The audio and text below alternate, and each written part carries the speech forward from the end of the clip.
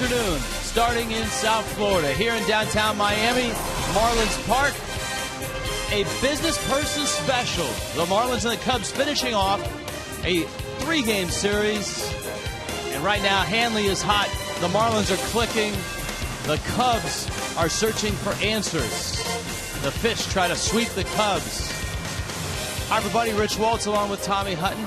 Welcome to Marlins Park. And so, we talk about this Marlins team. We talk about this Cubs series. Who would have thought that last night it would be Donnie Murphy, of all people, that would have one of the big blows in the ballgame?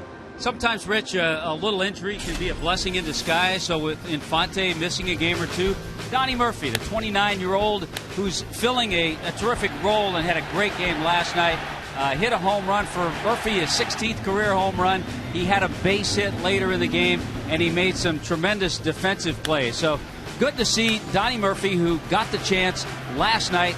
Good hustle on that 2-base hit. He's in the lineup again today as well. The recipe has been timely hitting, like Murphy, like Hanley Ramirez, who's red hot, and good starting pitching as of late. And the Marlins are hopeful for that from Ricky Nolasco. I like that recipe. And Ricky Nolasco wants to carry it on. He wants to continue the mix, so to speak, this afternoon.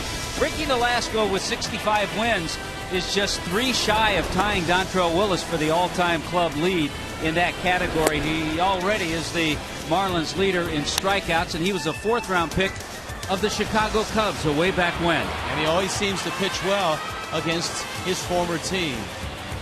You are looking live at Jeff Samardzija, as Brent Musburger used to say when he was a football star at Notre Dame, but now he's a starting pitcher for the Cubs. Yeah, an All-American wide receiver, a starter now. Look at, he's off to a great start. Good fastball, a slider, and a splitter. But the key for Samardzija has been his control. He's thrown 13 2/3 innings. He has just 1 walk. Spring training, he threw 16 innings, and he had only 1 walk, so he's on target. All right, we're ready to get this one started. Before we do, let's head out to center field. Craig Minervini, Jeff Conine, guys. All right, thank you very much. Business person special is going to be fun here. You know, look at the crowd already developing under the roof here. For the Marlins, they'll know Omar Infante again. He's got the sore groin. Yeah, I talked to him a little bit in the clubhouse yesterday, and it's a high groin. I don't think it's a strain. It's just a slight strain. Hoping to get the day off today. Got the day off yesterday. Hopefully he'll be ready for the road trip. All right, Ozzie Guillen talking about this injury and Omar not being in the lineup for the ball game today.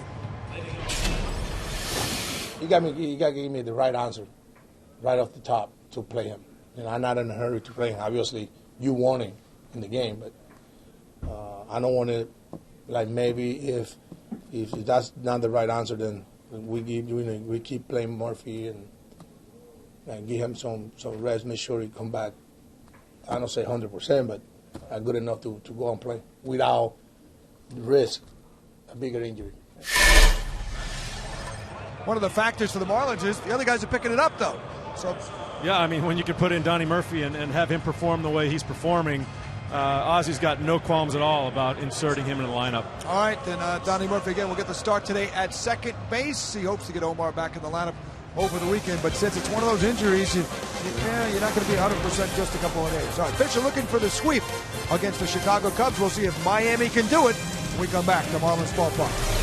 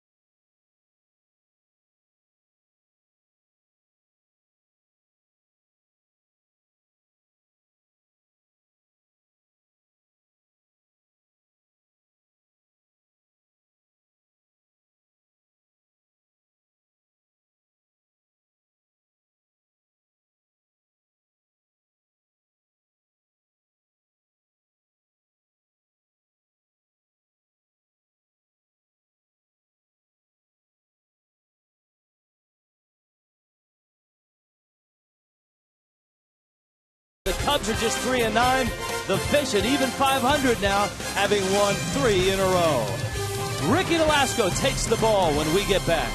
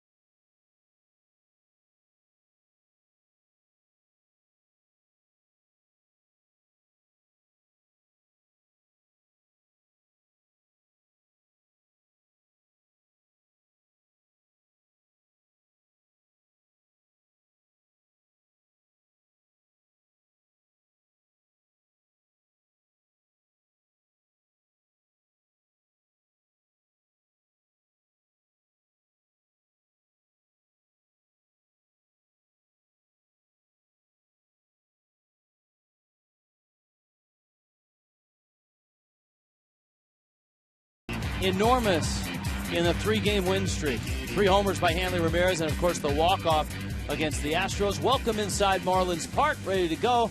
The Marlins and the Cubs. Here come the Cubs. They have stumbled out of the blocks at just 3-9. Dale Swaim's lineup looks this way.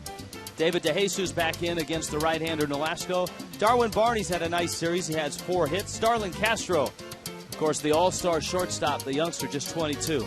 Alfonso Soriano's in left.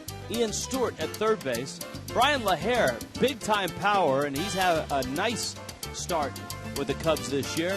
Giovanni Soto and Marlon Byrd struggling in the bottom of the order. And the former All-American at wide receiver for the Fighting Irish of Notre Dame, Jeff Smarja, making the transition from reliever to starter. And Ricky Nolasco tries to add another win to his career total of 65 as a Fish.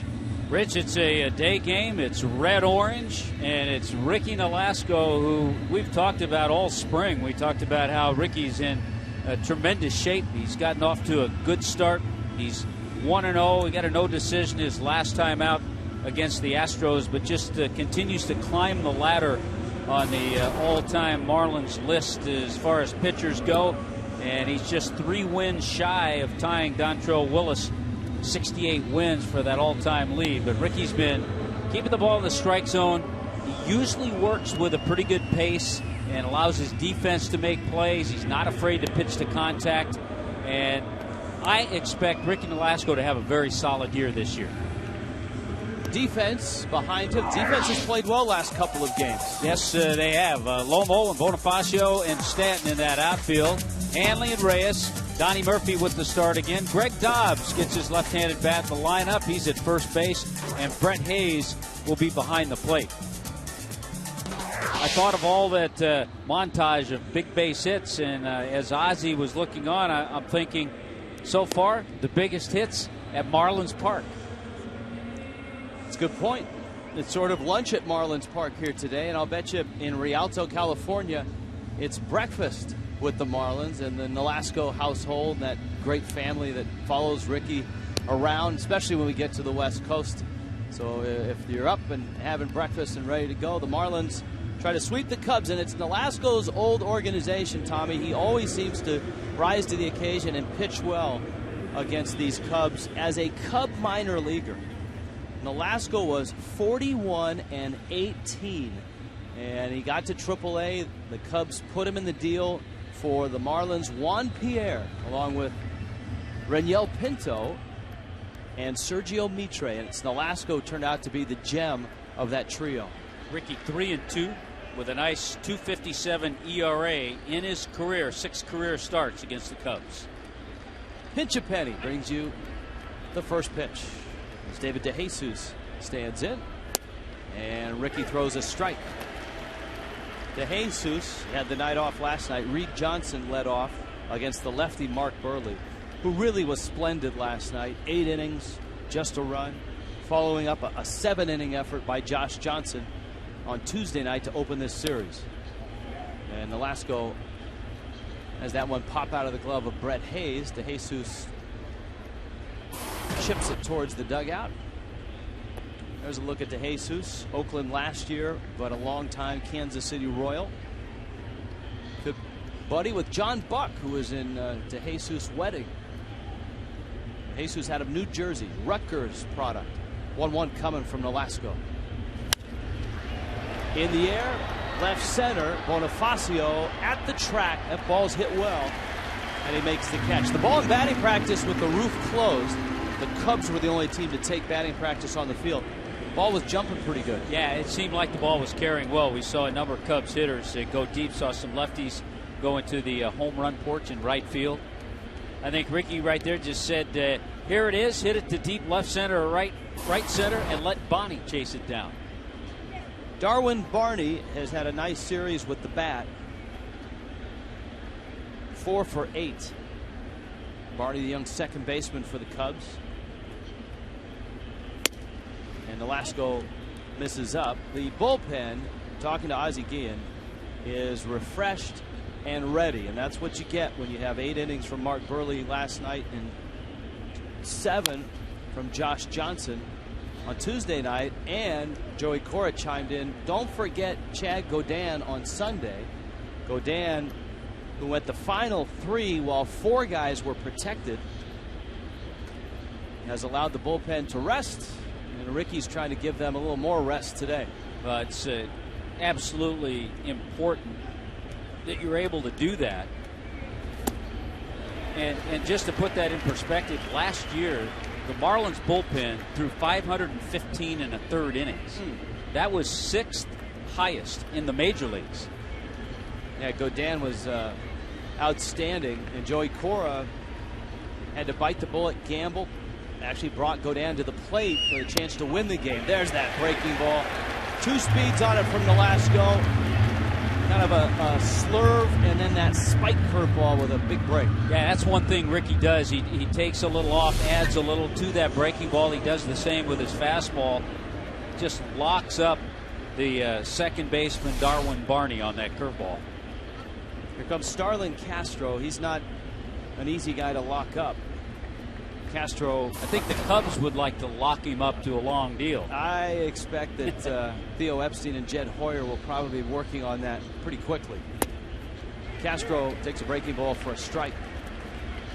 The big year last year for Castro. He showed signs of that certainly in 2010 in 125 games when he hit 300. But last year he led the National League in hits. He was a National League All-Star. He kind of reminds us of Hanley Ramirez back in 06-07 when Hanley was around that age and got to the big leagues and showed the same type of talent and potential. Breaking ball hit between Hanley and Reyes, and Castro has another hit. The other thing too that's impressive about Castro is that he's doing it with not a lot around him as far as having some heavy hitters around him, because Soriano's not the hitter that he once was. 6-game hitting streak now for Starlin Castro. Aramis Ramirez is no longer a Cub. He usually was around Castro in that lineup.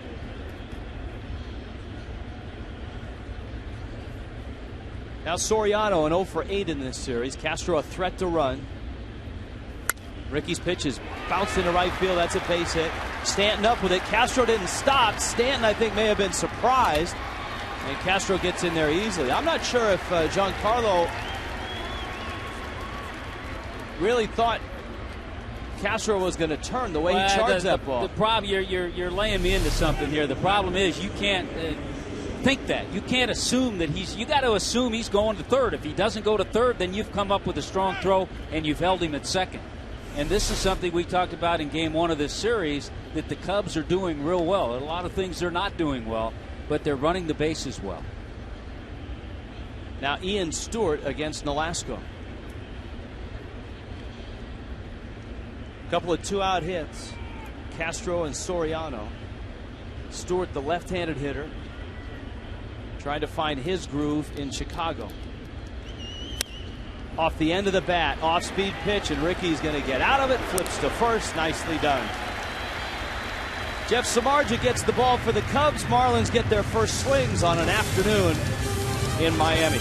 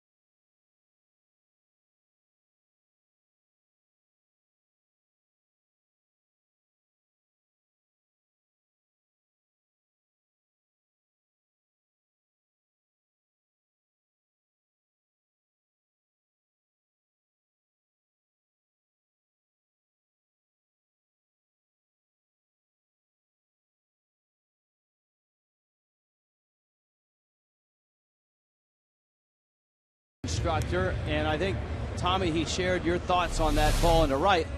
Here's a look at it. Well, charging casually, and then all of a sudden when he looks up, he spots Castro on his way to third. When he came in, he was upset at himself. There's no question. He knew that. And as he takes a few steps down into the runway, outfield instructor Gary Thurman shaking his head saying, you can't let that happen. It's good to see that Stanton, I mean, obviously Giancarlo, a good right fielder. He showed that last year. He showed it in his first 2 years in the big leagues. And he obviously knew what he had done wrong right away. Now Samardzija goes to work, and the tall right-hander delivers high to Jose Reyes, who leads it off. Emilio Bonifacio, Hanley Ramirez to follow. And Samardzija catches the corner. He's been throwing a lot of strikes. He's just 27. He had to be a nice target for Brady Quinn, didn't he? 179 receptions in his Notre Dame career. That was a school record. 27 for touchdowns. Also pitched on the Notre Dame baseball team. Was a first-team All-Big East selection in baseball. And, of course, a first-team All-American as a wide receiver. I would think, Rich, as a fifth-round draft pick, probably some clubs weren't sure if he was going to direct his attention to football or baseball. Well, he signed with the Cubs and still had time on his football eligibility clock. Here's the 1-2. Fastball up, and Samardzija throws it by Reyes. I think we're going to see a different Jeff Samardzija than we've seen the last couple of years. Mostly working out of the bullpen, struggling at times with his control. Look at the target by Soto. He said, give me that high fastball, and Samardzija goes right upstairs with the heat. He's made only 7 major league starts, but through the minor leagues, he was groomed as a starter. 86 minor league starts. Last year, 75 relief appearances, and a very good year. He's 8-4 with an ERA of just under 3. A strike to Bonifacio, who's been on base a lot this year and on this homestand. Marlins trying to make it a 5-1 homestand. They've won 2 against the Cubs. They took 2 of 3 against the Astros, and were it not for a blown save and a lost 3-run lead in the 9th, they'd have a chance to sweep the homestand. Samardzija, a guy, Rich, who has carried things over from spring training, too. A strike thrower, but really last year he was not. That pitch is up. In the minor leagues, or excuse me, in spring training, he walked just 1. Last year, he walked 50 in the 88 innings he worked. And Tommy, he comes into this ball game having made 2 starts this season. Again, just 1 walk. So he's only walked 2 people this calendar year. If you want to combine spring training and the regular season. He'll give you 3 pitches. He's thrown a lot of fastballs, threw a breaking ball there to Bonifacio. But he'll use the fastball. We saw him go up with it to strike out Reyes. He'll use the slider, and he loves to put away hitters with a good splitter.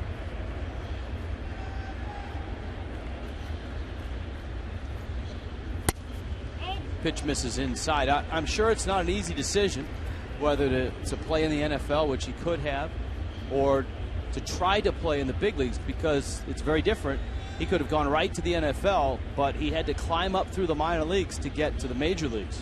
2-2. I've heard many guys that have made that transition talk about the difference of a collegiate Saturday in South Bend compared to a minor league city where there's 150 people in the seats. Well, they have minor league baseball in South Bend as well. That one's down low, and so Samardzija with just his 2nd walk of the season, and it's a speedy man who's at first. The rest of the Marlins lineup looks this way. Handler Ramirez is coming up in the 3 spot. You got Logan Morrison hitting cleanup. Giancarlo Stanton hits 5th. Greg Dobbs giving Gabby Sanchez a day off. He gets a start at first. Omar Infante's groin is still tight, so Donnie Murphy's back in. Brett Hayes spells John Buck. And Ricky Nolasco hits 9th. And here is Hanley, high socks and all. Homers in his last 3 ball games. 9 hits in his last 4 games.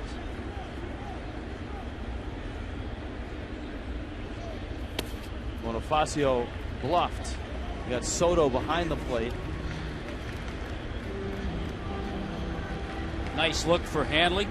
Last time, by the way, that he homered in 3 consecutive games was in May of 2010.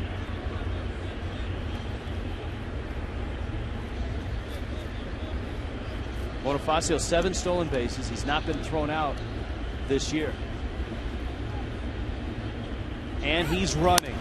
Got a pretty good jump. Soto is not in time. Barney made the catch and tag. But you give Emilio Bonifacio that big a jump, and you're going to need a laser beam to throw him out. And I think a good job of taking, too, by Hanley. Pretty good pitch to hit, but he kind of leaned, saw that Bonifacio got a good jump, and took the pitch to allow him to get into scoring position. 8 for 8 now is Bonifacio.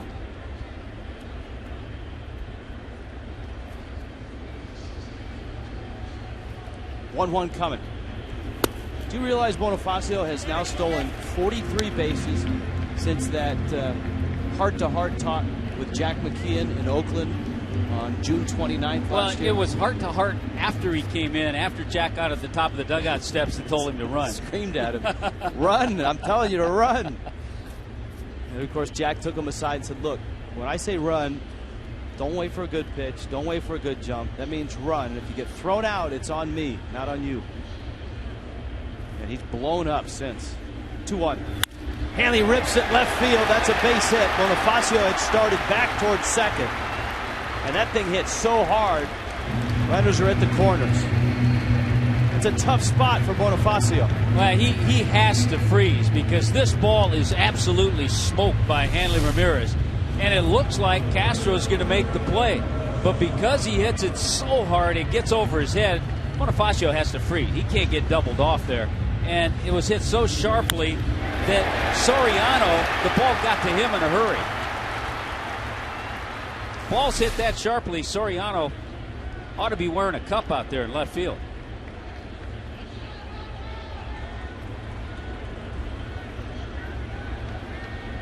Now Morrison, speed at first and at third, and Morrison bloops it out into shallow center. It falls for a base hit. Bonifacio scores. Hanley ends up at third. And the dynamics of this lineup, the speed at the top, Morrison, who is turning into a run producer, as he showed last year, and a 1-0 Marlins lead. And again, you'll see this all year because of the room in the outfield. Ball off the end of the bat. Hanley and a lot of runners are going to go first to third on base hits into the outfield. This ball wouldn't hit all that sharply. Hanley gets a good jump, has the play in front of him, and knows that Marlon Byrd isn't going to throw him out at third base. Now Giancarlo Stanton, who has hit it 3 straight. Samardzija misses down low. Samardzija has won both of his starts, but the Fish have struck first.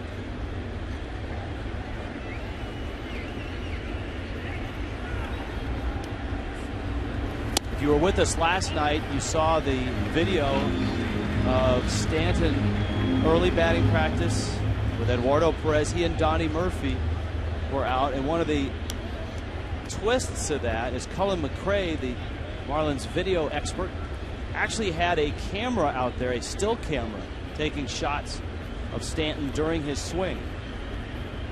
Here's the 2-0. Just goes to show you the versatility of Cullen McRae. More than just a video coordinator.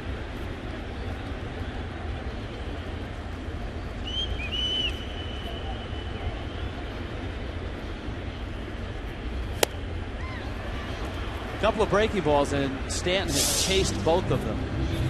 There's Cullen right there, focusing on Giancarlo.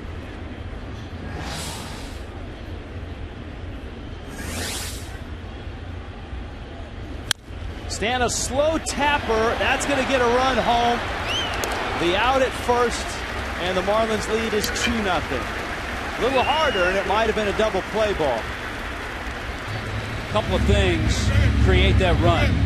The base running of Hanley, going first to third on Morrison's base hit, and a productive out, not a strikeout, after he'd waved and missed it a couple of pitches away. By putting the ball in play, a little slow chopper to short, Stanton gets the RBI, and the Marlins get their second run.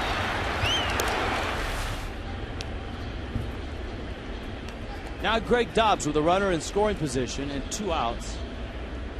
Dobbs 2 for 7 on the young season. His at-bats as a pinch hitter and a spot starter have actually been better than 2 for 7. He's barreled up a bunch of balls. Yeah, he has. He's hit the balls extremely well. Sent the left fielder back to the warning track the other night with a good swing.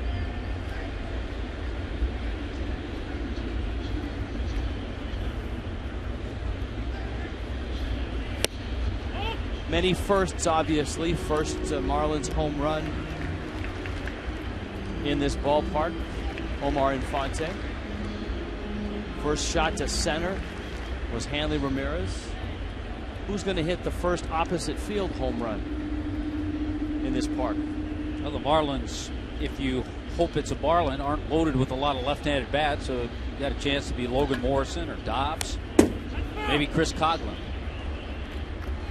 Remember, Gabby Sanchez hit an opposite field home run against the Yankees into the bullpen. And Gabby looked good last night. Good to see Gabby, a 3-hit night, RBI double. A lot of production from that area of the order, especially in the 8th spot. Donnie Murphy with the home run and 3 RBIs. Here it's a 2-0 start for the Marlins. 1-1 from Samardzija. And he misses high. And his pitch count has ballooned up to 25 now here in the first inning. Compared to 12 for Ricky Nolasco.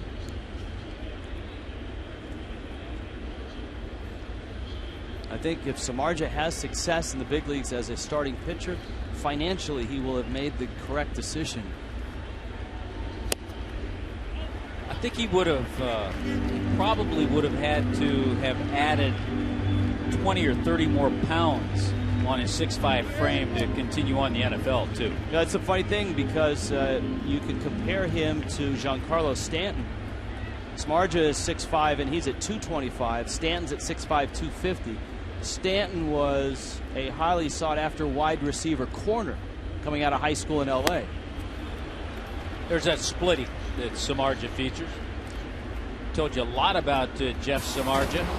Power arm, and you can just see that. A little more compact this year, that's why the better control. And a nasty splitter, and the scouting report brought to you by Coventry Healthcare.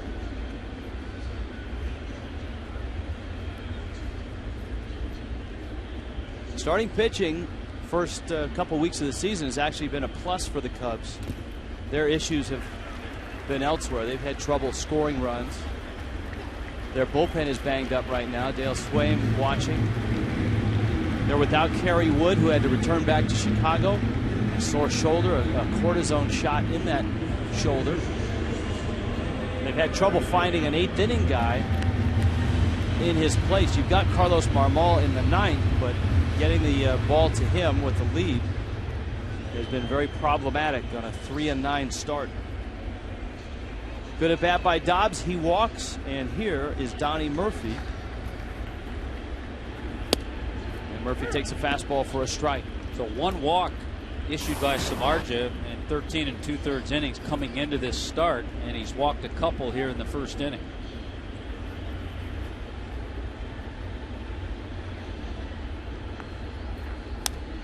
Murphy's swing, and he fouls it back. Murphy told us on the postgame show last night that it's night and day the way his hand feels from last year. Remember in 2010 he had that awful fracture of his wrist, but came back and made the club out of spring training last year, but was a shadow of himself at the plate. He had trouble on the swing,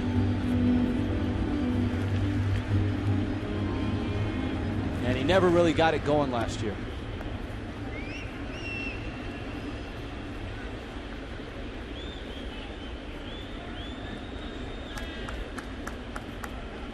Murphy steps out. If you've just found us, Marlins and Cubs finishing off 3-game series. Marlins have won the first 2. Hanley Ramirez big homers. Donnie Murphy a big homer last night. Goes after a pitch in the dirt. Soto digs it out, tags him out. But the Fish put 2 on the board against Jeff Samardzija, and the Cubs on to the second. 2-0 Miami.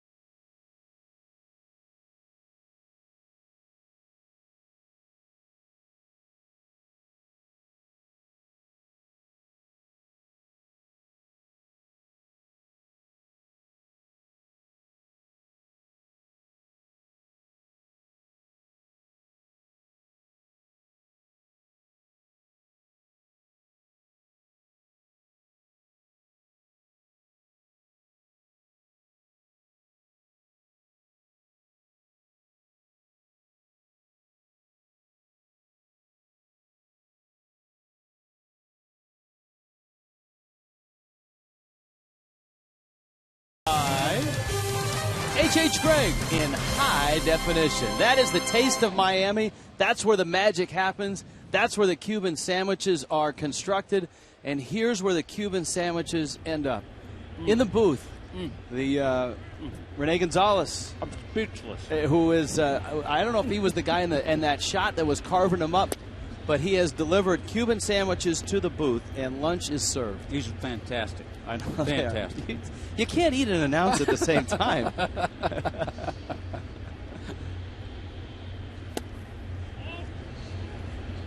Coventry Healthcare brings you the second inning. Marlins on top 2-0. And a guy that's off to a good start, getting an opportunity, and I think that's the key when talking about Brian LaHair, is getting an opportunity. A guy that in the Seattle minor leagues put up some big numbers, especially in a really a premium pitcher's park in the minor leagues, playing half his game in Tacoma. Never really got a chance to prove it in Seattle. The Cubs acquired him, and in Iowa last year, he had enormous numbers and enormous power. 38 homers, 109 driven in. And LaHair with a 7-game hit streak trots down to first base. A leadoff walk here by Nolasco in the second. Giovanni Soto, Marlon Byrd also coming up in the second inning. And for the Cubs organization, for Theo Epstein and Jed Hoyer, this is the year that you can take a chance on a LaHair and see if you give him those at-bats in the big leagues, if he can duplicate the power. LaHair's going to head for third. Morrison's throw is on the money. Safe. Just safe. Hanley with the tag, or a sweep, whether he got him or not. We'll take a look. Well, again, Cubs going from first to third, even though a guy like LaHair has below average speed. Good charge by Lomo, a good throw, and a very close play, and Hanley didn't get him. Close play at third base. In the meantime, though, Giovanni Soto, who hit the ball, stayed at first base. So good base running by LaHair, not so good by Soto. And you saw Brian Onora mouth the words, "You missed him," and had a perfect angle to make that call. At the corners, Marlon Byrd's up, and he fouls it off. Another look at that. Yeah, this is a good angle. You'll see the slide. LaHair tries to stay away, and Hanley missed him. And Onora had the perfect angle on that. That's a great shot. No argument from Hanley. Velasco looking for a ground ball or a strikeout. And Byrd swings and misses. 3 for 27. A tough start for Byrd. 1 for 6 in the series. This guy's a better hitter than that, Tommy. Yeah, he is. He's proven it over a long career. Marlon Byrd in his 11th year as a major leaguer.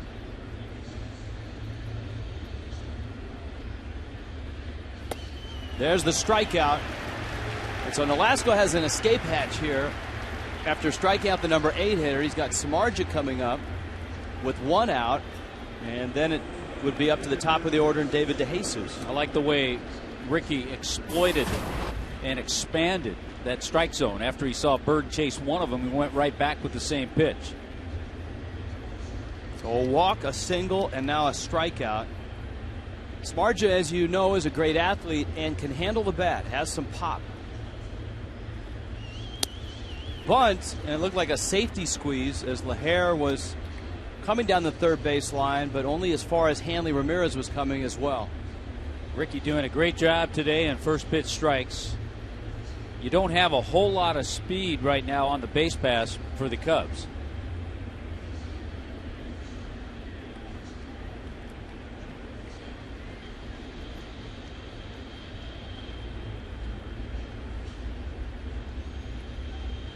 Samardzija lays it down. LaHair looks at the plate.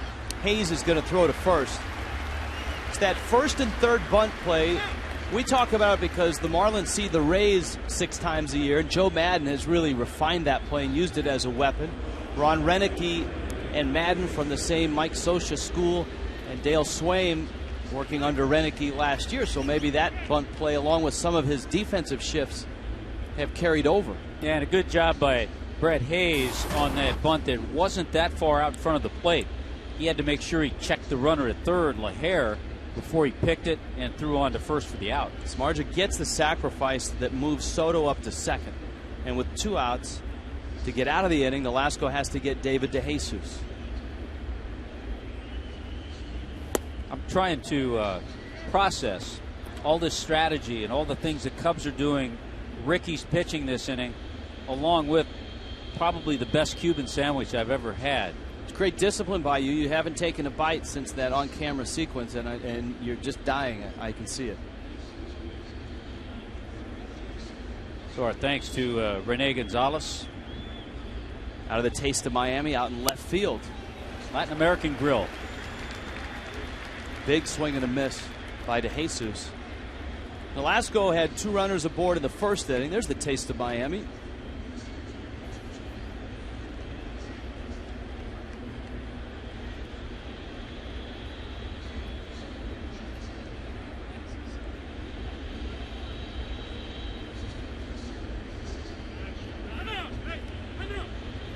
DeJesus steps out. Some other afternoon games are getting started. The Dodgers are in Milwaukee. Reds and Cardinals play this afternoon. Boy, the Cardinals are just rolling. They're at 9-3 right now. 1-1 coming. Dodgers have lost a couple of tough games in Milwaukee. Game of the night last night. The Phillies and the Giants. Cliff Lee and Matt Cain. I got to hear some of that and watch some of it when I got home. That was terrific. Bunch of strike throwers. Cliff Lee went 10 shutout innings with a no decision.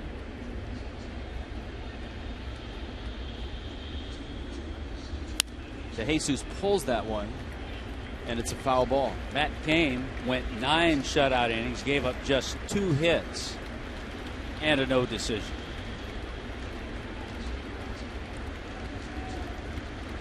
Melky Cabrera ended it in the bottom of the 11th. Clay Hensley, the former Marlin, picked up the win.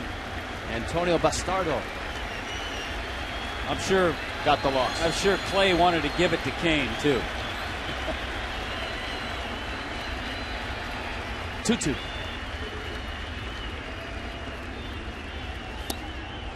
Almost came and got him on the back leg. And Nolasco now with a full count at 3-2. You got Darwin Barney on deck. Cubs opened the inning with a walk to Brian LaHare. Giovanni Soto singled the left, putting runners at the corners. A strikeout of Marlon Byrd. The bunt by Samardzija moves Soto to second.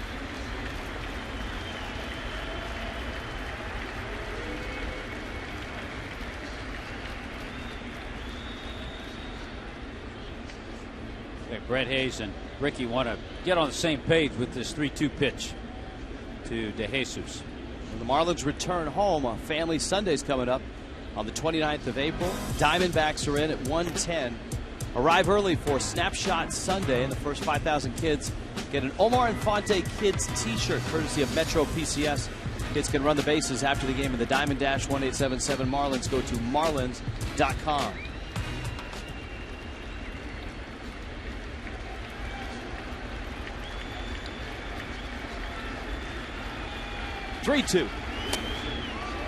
Snapped off another breaking ball, and it missed in. Second walk of the inning. And now Barney, a very good contact hitter, is up. DeJesus is a tough hitter, and I think Ricky wanted to be perfect. He did have a base open. DeJesus, in 7 years with Kansas City, was a .280 lifetime hitter. So now Ricky can go after the right-hander, who he struck out last time up, Darwin Barney.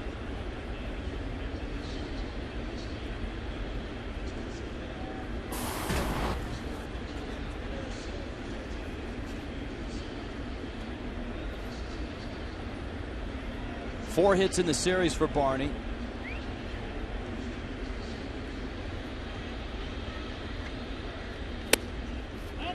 And Velasco misses.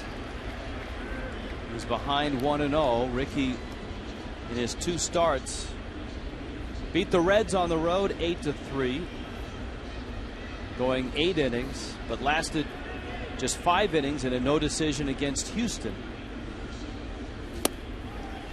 Gets a strike, 1-1.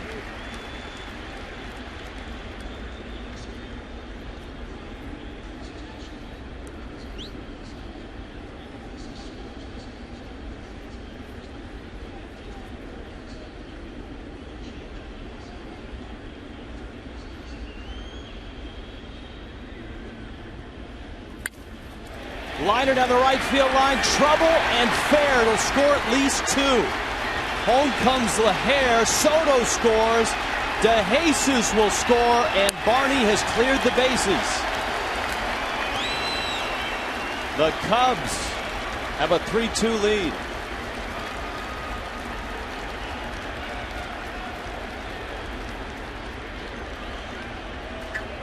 A pair of walks in the inning, and they both score.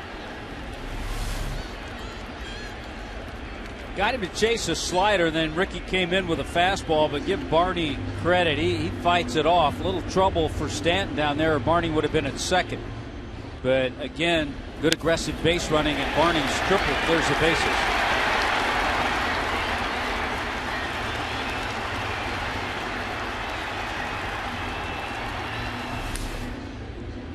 Velasco gets a visit from Randy St. Clair, Marlins pitching coach.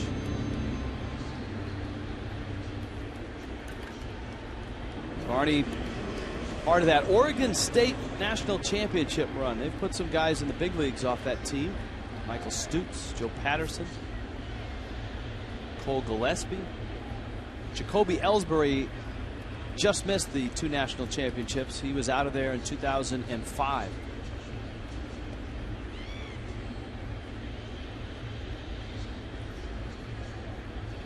Now Castro, a tough out with a runner at third. Castro has 4 hits in the series, including a first inning single here. Good to see that first pitch to Castro was a real sharp slider. Good break to it.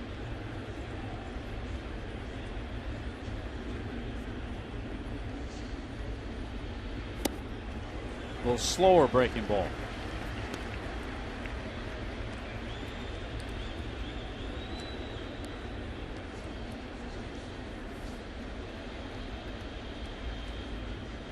Pat Listash, former Rookie of the Year, third base coach for the Cubs.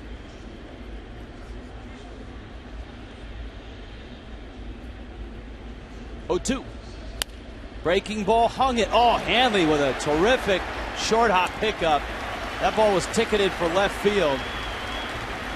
The Cubs erase a 2-0 lead and take one of their own. 3-2 Chicago in Miami today.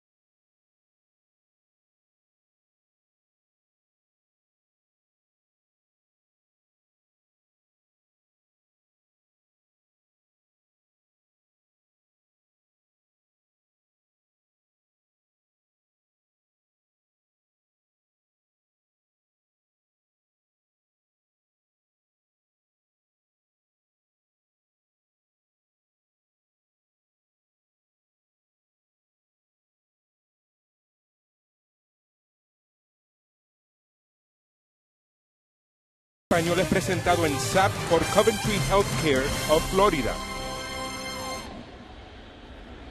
A lot of action already. Bottom of the second. Marlins jumped to a 2-0 lead. Darwin Barney erased it with one swing. Bottom of the second, Jeff Samardzija is back out and hopes for a little better fortune than he had in the bottom of the first. Brett Hayes, Ricky Nolasco, Jose Reyes. Good live fastball at 94 on the corner. It's 0-2. See how Samardzija approaches this inning now that he has a lead.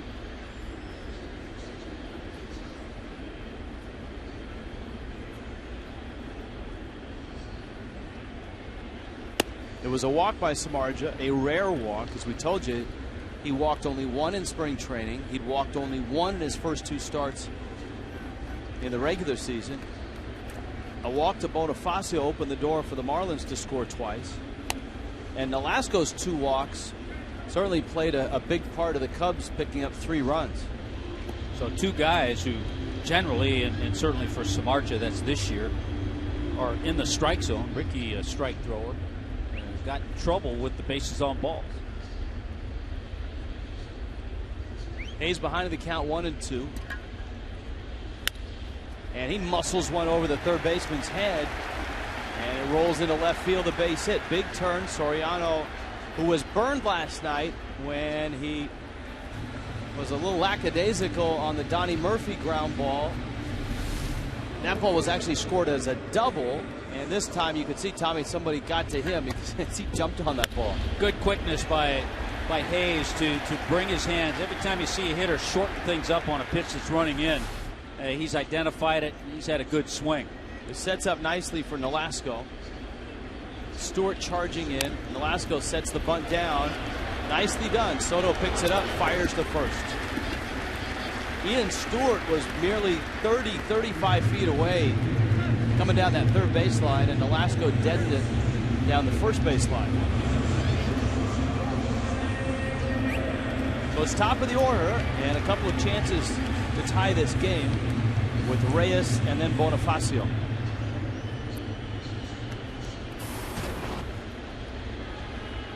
Marlins are headed to Washington, D.C. The Nationals await the red-hot Nationals,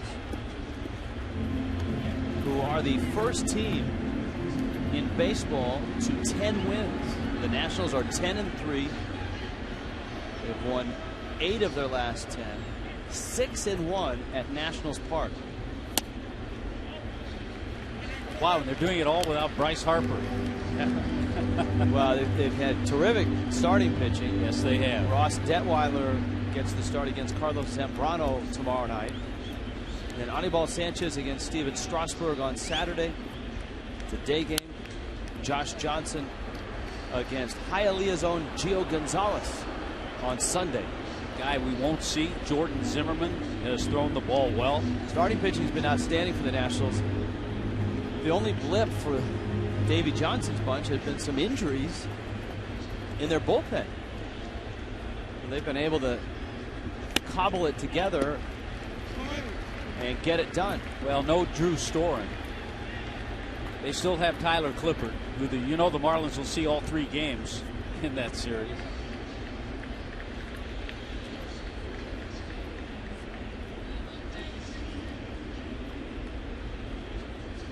Hayes at second. 3-1. And Reyes takes outside. Now comes Bonifacio. Copyright telecast is presented by the authority of the Miami Marlins, may not be reproduced or retransmitted in any form. Accounts and descriptions of this game may not be disseminated without the express written consent of the Miami Marlins. The roof is closed, the windows are closed, the AC is on. So what would be a rather warm afternoon here in Miami is quite pleasant.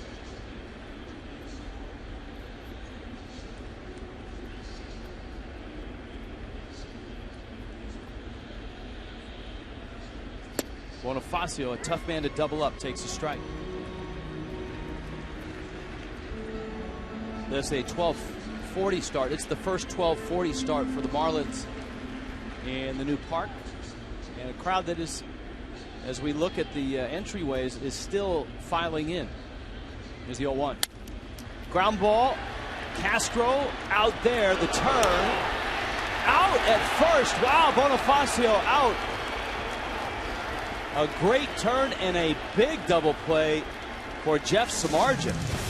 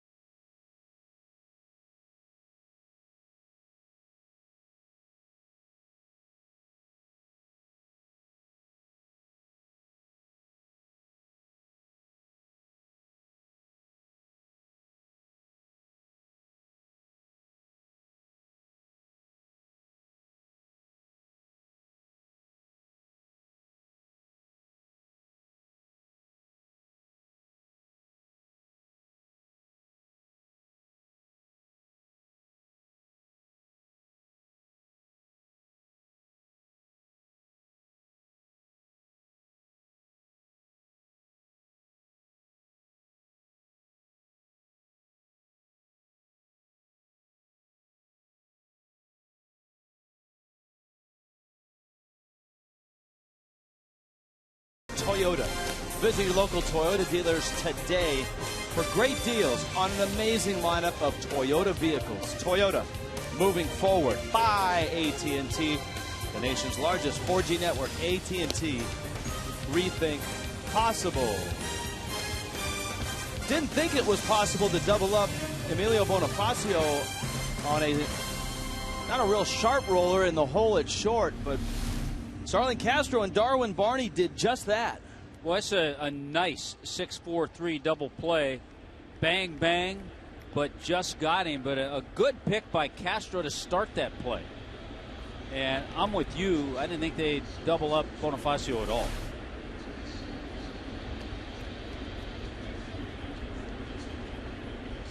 Velasco now.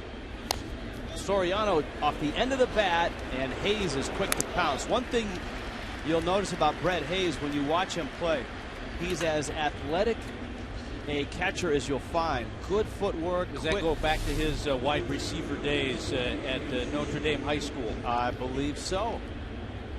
As well, he was an infielder when he stepped on the campus of the University of Nevada, and that's the University in Reno, not UNLV. So we have Notre Dame all covered today. Notre Dame High School with Giancarlo Stanton and Brett Hayes.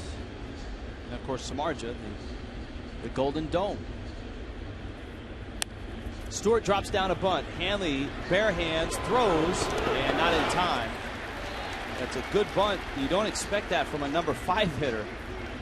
But Stewart gets a base hit. Well, and that's why any third baseman on that at bat is going to be playing back, and that's where Hanley was playing. Stewart saw that, figured he'd try to create a little something. Good effort, good play. Most third basemen aren't going to make that play. Just a good bunt by Stewart.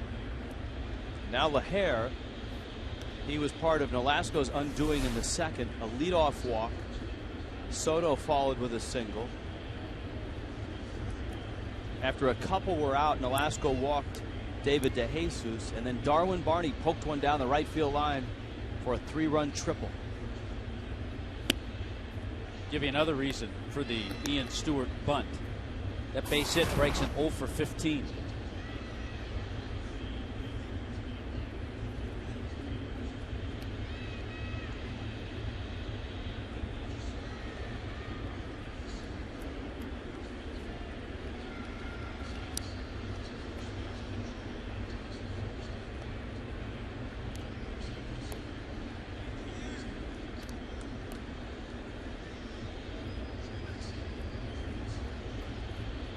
1-0.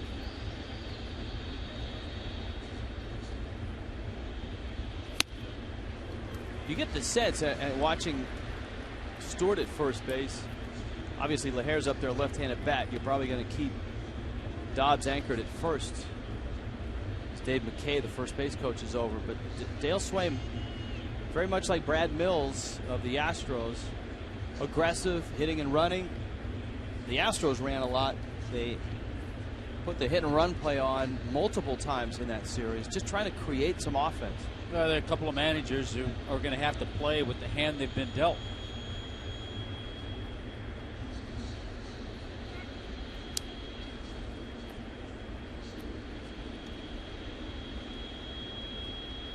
For the Cubs, in their lineup, the guy that has had the most pop with the bat also has the most speed, and that's Starlin Castro.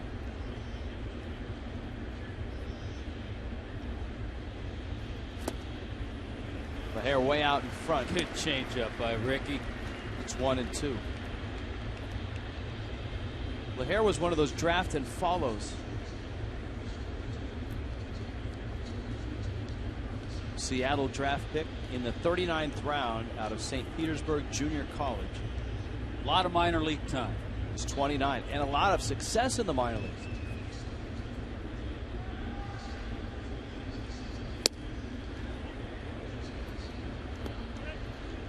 Two and two. 159 career home runs in the minor leagues. As I told you, he had some pretty good years at Seattle's AAA outpost, which is a great pitcher's It's not park. a great place to hit. No, you played in it. Yeah, Tacoma. Cheney Stadium. Runner goes, and it's pulled foul. I think he had a 28 home run year. Yeah, but his minor league slugging percentage, .503. On base percentage over .360. So he's done it offensively in the minors.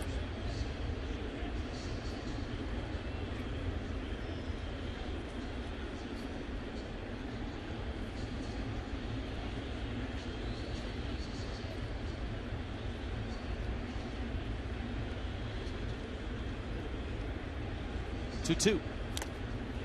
Foul tip, and Hayes couldn't hold it. I think that's a situation if Hayes doesn't think the runner might be going, or if there's not a runner at first base, he probably catches that, but looked like he was coming up out of the crouch and couldn't quite hang on to the foul tip.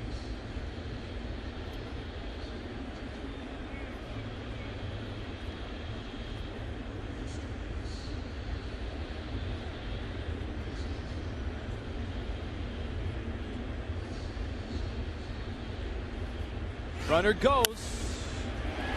Foul ball. And I mean just foul.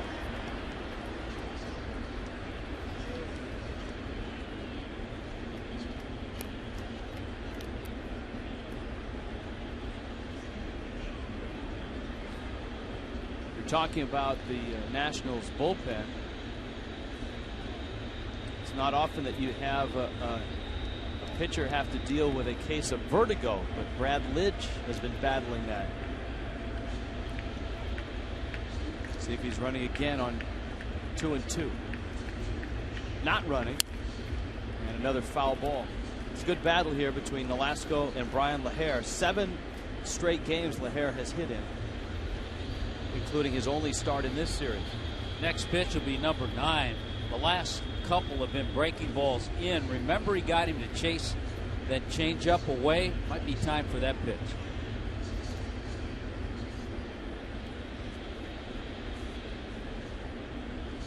They've started Stewart a couple of times, have the Cubs, and he's running again.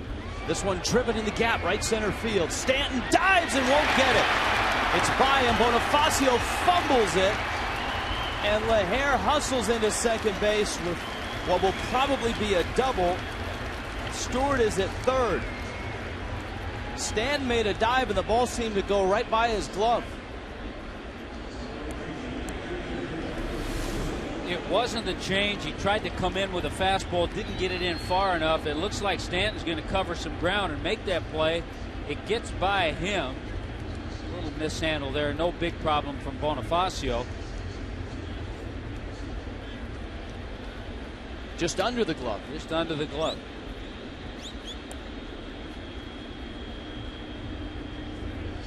And so Nolasco, who's been pitching with guys on base, multiple guys on base in every inning, has this situation again.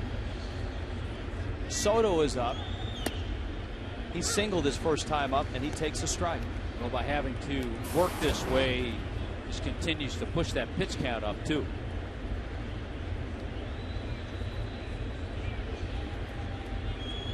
The Cubs have had 2 hits in each of the first 3 innings. Ricky comes in with a fastball and gets a strike. It's 0-2. Soto and Bird, 2 guys who are trying to get it going. Soto's hit his 5th of the season, 5 for 33. Bird is 3 for 38. But Nolasco with 1 out, and runners 2nd and 3rd right now.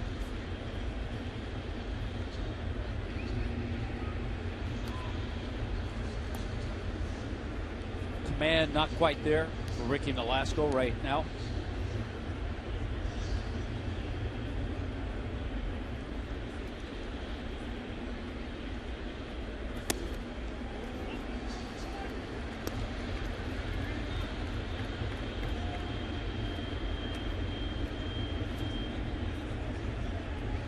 "50 pitches.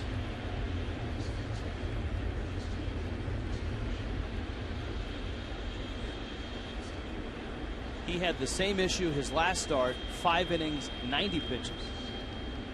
2-2. Got him.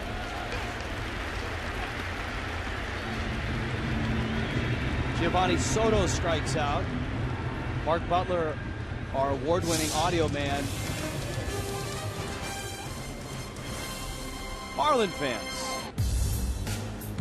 you can be part of a Fox Sports Florida telecast. Here's your chance to win a Miami Marlins booth experience with us in the booth. You must be 18 years or older to enter. Just log on to foxsportsflorida.com and find out more information.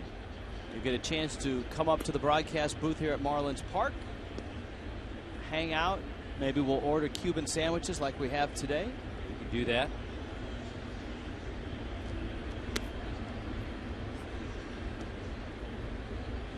Ozzie Guillen walking Marlon Byrd intentionally.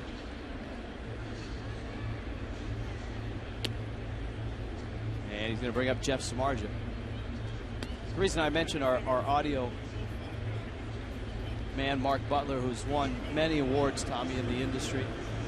He has wired Marlins Park with every kind of microphone and contraption to get the best audio, and sometimes that audio is audio that we must apologize for. And Giovanni Soto's reaction after that strikeout, just one of those incidents. We'll take away one of Mark's many trophies for that. Here's the pitch. Outside corner, it's 0-1. Some would argue you could add another trophy to that.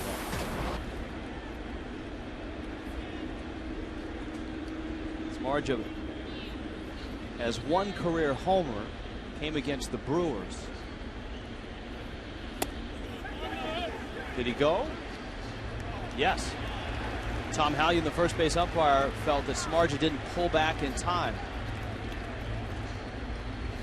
Obviously the shark giving him the stink eye there. That's close. Here's a look. It's if he offered. You're right, that's close. Either way. 2 outs, 0-2 coming. Breaking ball, fly ball. Stanton goes back, and he reaches and makes the catch. Cubs leave him loaded. A lot of pitches for Ricky Nolasco. 58 already, and it's 3-2. Cubs.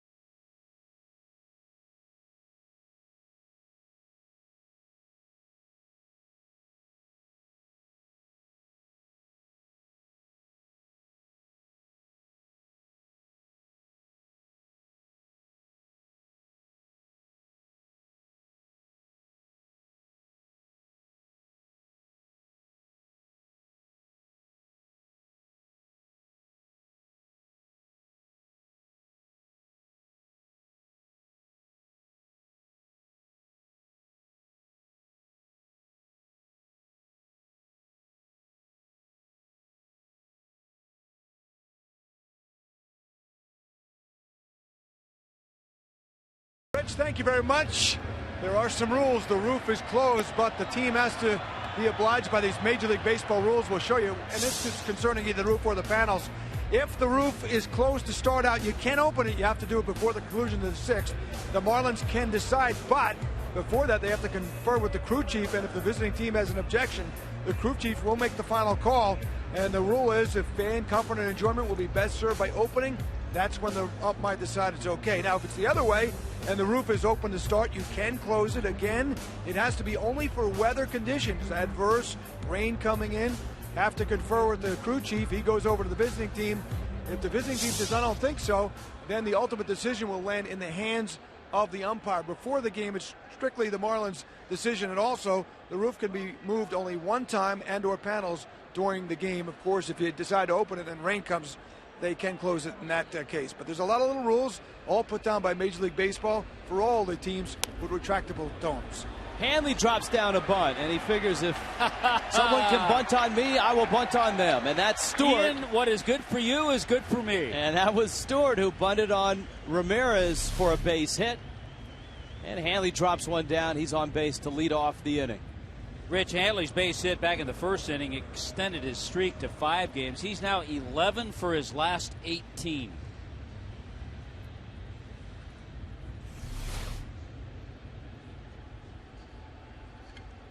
A base stealing threat as well. Hanley has a couple of bags this season. Logan Morrison up. Lomo drove in a run with an RBI single in the first. Bonifacio stole his 8th base against Samardzija. Hanley's got a huge jump. Soto's throw is high. Hanley's in there easily. And the Marlins continue to run and run with success. 2 more stolen bases in this ball game. Out of the corner of my eye, you can see Hanley inch and get that great jump. Pretty strong throw by Soto, but he really didn't have a chance. Marlins have 14 stolen bases. They've been caught just 3 times. And the 14 stolen bases now tops in the National League. Morrison checks his swing on a high fastball.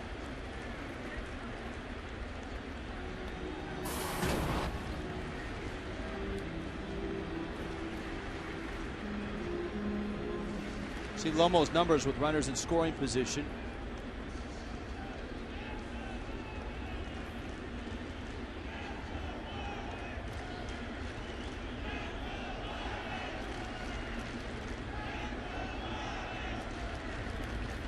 It's one of the reasons that Ozzie Guillen and even Joey Cora, when he was managing, with Stanton struggling, moved Morrison into the cleanup spot, is because of his at-bats and his approach with runners in scoring position. Lomo hasn't struck out a lot this year.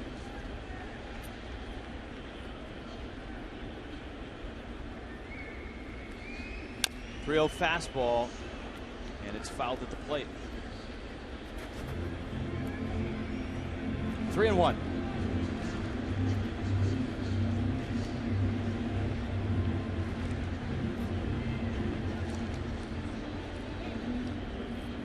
Stanton to follow. Marlins have Hanley in scoring position with nobody out. Cubs up 3-2. Darwin Barney with a 3-run triple to give the Cubs a lead.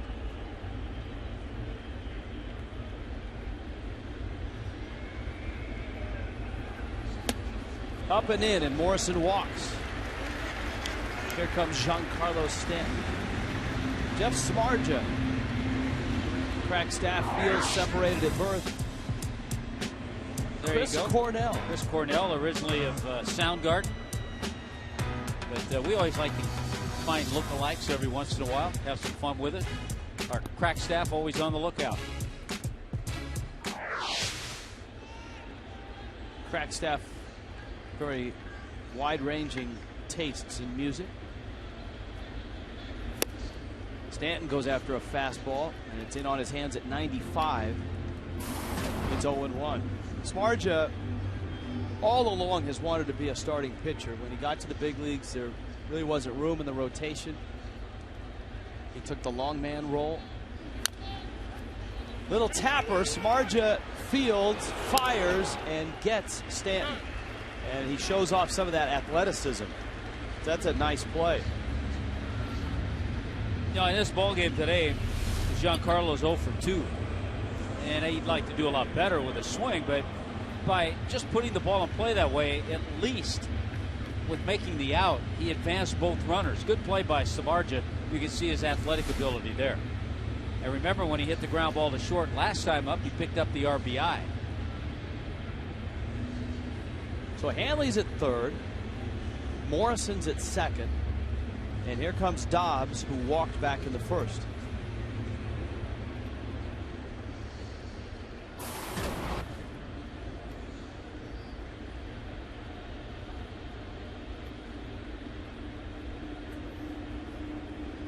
It was interesting watching Dobbs as a starter as opposed to Dobbs as a pinch hitter.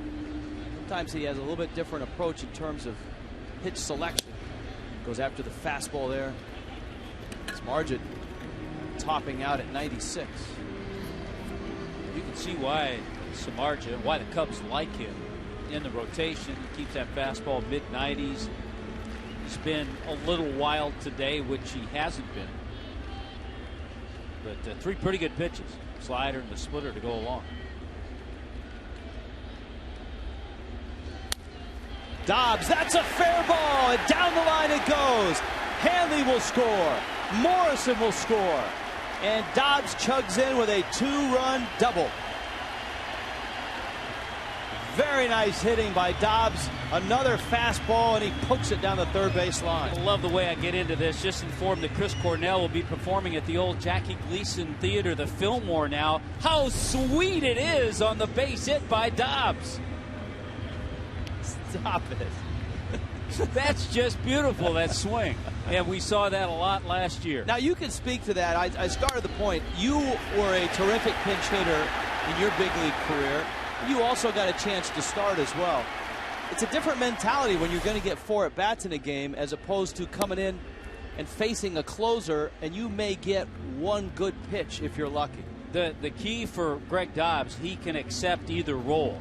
And he accepted playing a lot last year, but he's accepted his role this year. He's a very studious hitter, takes a lot of time looking at video, works on his craft, and it pays off. Jackie Gleason Theater? Yeah, it's the Fillmore. Okay. But it's the old Jackie Gleason Theater. How sweet it is. Murphy struck out. That finished off the first. And a tapper towards third. Stewart to his left makes the play. Hayes is coming up. First base is open, though, and Nolasco is right behind him. Next Jiffy Lube Friday Night Live is on the 27th. Marlins and Diamondbacks at 7:10. Get to Marlins Park early. It's a pregame party on the West Plaza starting at 5 o'clock. And then stay for a postgame concert on the Plaza. Lock in your tickets today for that Friday night. 1-877 Marlins or go to Marlins.com. And as expected, Cubs want to see Nolasco swing the bat in this spot. Well, we saw the Marlins do this last inning, potentially walking Bird to get to Samardzija, who gave everybody a little scare, hit the ball well to right field, chased down nicely by Giancarlo. This game has a feel for both Dale Swaim and Ozzie Guillen that this lead could change hands a few more times because Nolasco's pitch count is way up there. And that's when you get thinking about the 7 innings of Josh Johnson and the 8 innings of Mark Burley. Those 2 things give you a very healthy and strong bullpen for this one today. And as Joey Cora pointed out, don't forget Chad Godin. That's right. On Sunday. Let's see if Nolasco can help himself here. Ricky's home run, his only home run against the Cubs, I believe it was Sean Marshall, and it was at Sun Life Stadium. The closer now for the Reds, who, by the way, the Reds have not gotten off to a good start for a team that a lot of people thought would take care of business in the Central. They're 4-8. Cardinals have been taking care of business in the Central. Ricky, a broken bat looper into right field. It falls for a base hit. And Nolasco does help himself. Dobbs comes trotting home. 5-3 Fish.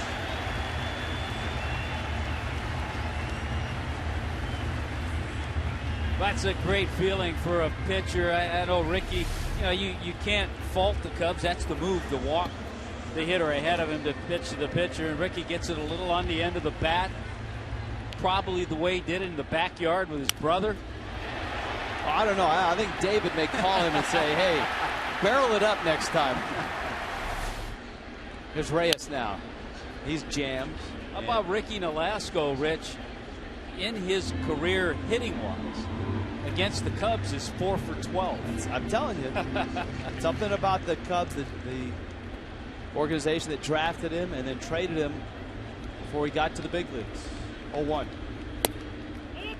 It's out. Smarja's pitch count is not a thing of beauty either. 67 pitches, 30 balls, 37 strikes.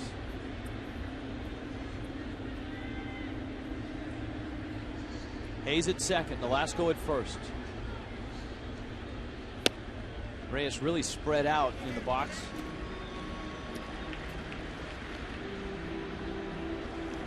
Big load in the first inning. Marlins got 2 runs there. 3 runs here in the third. Greg Dobbs and Ricky Nolasco with the big hits.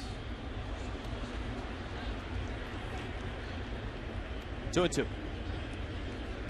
Jose Reyes upset with himself. Greg Dobbs happy at his swing. Reyes, you can see his displeasure at chasing that breaking ball.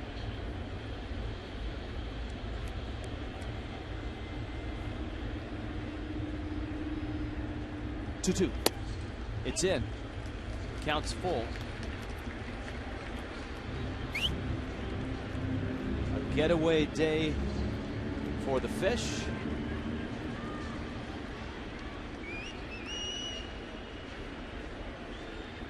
Cubs are headed home, and they get both the Reds and the Cardinals on that next homestand. Runner goes. Reyes pokes it to right, and a sprawling catch by DeJesus on a ball right at him, hit on the nose.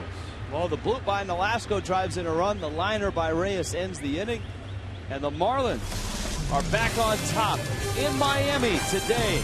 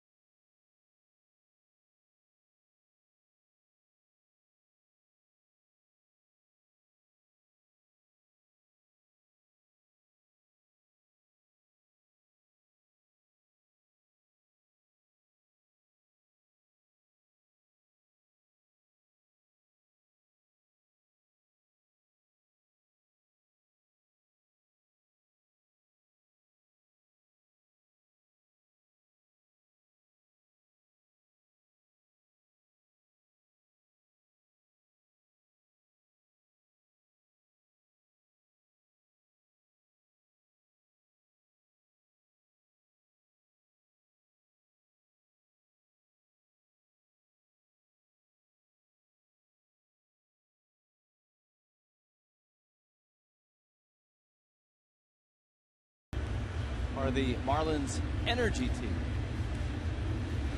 AT&T trivia question. We flipped the phone. Who is the Cubs' only player drafted with the first overall pick? Now, is that current Cub or in the history of? I think in the history, and I think, Rich, if you were with us last night, I know you were. We mentioned this Cubs name. Rocket for an arm? We mentioned his name. Had a very strong throwing arm. We didn't even get the answer.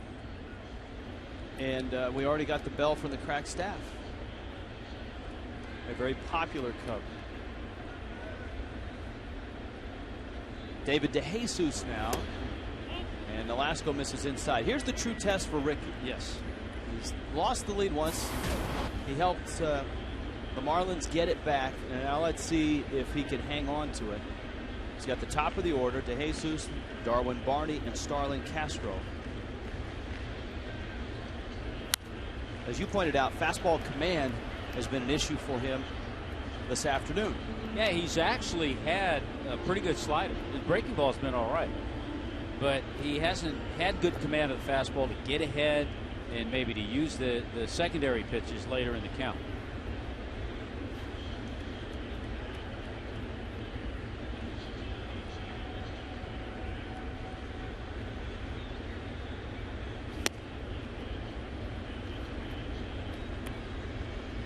Two and one. Marlins in D.C. for 3. Off day Monday, and then 3 in New York against the Mets. Nationals with 10 wins, the first in baseball to get there. The Mets off to a better than expected start, and I think just a slice of why the National League East is going to be a real beast this year. And the Braves, who fell on their face in the first 4 or 5 games to start the season, are now really clicking. And the Phillies are the Phillies. 2-2. Lasco misses away with an off-speed pitch. And it's 3-2. Darwin Barney, who has driven in all 3 Cub runs with his triple, is on deck.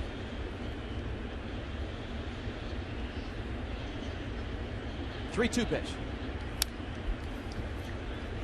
Yeah, you start checking some of the stats. Craig Kimbrell, last year's Rookie of the Year, already with 4 saves for Freddie Gonzalez.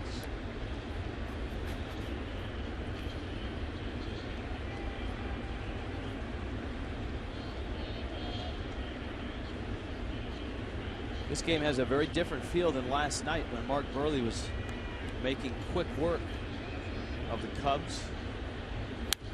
Ricky comes back with a fastball. It's fouled back. 3-2. As Tommy noted at the start of the series, Cubs and Marlins involved in an offseason transaction that had a lot of headlines, but neither guy will face each other. Chris Volstad and Carlos Zambrano. Zambrano starts tomorrow night in Washington, D.C. against Ross Detweiler, the lefty. One foul back. And Chris Volstad, the pride of Palm Beach. Volstad will start against Homer Bailey tomorrow night. Actually, tomorrow afternoon at Wrigley Field, a 1:20 start. Talking to Chris yesterday, he's really enjoyed New Marlins Park. His family had a chance to come down and get a nice taste of this beautiful facility. He got him.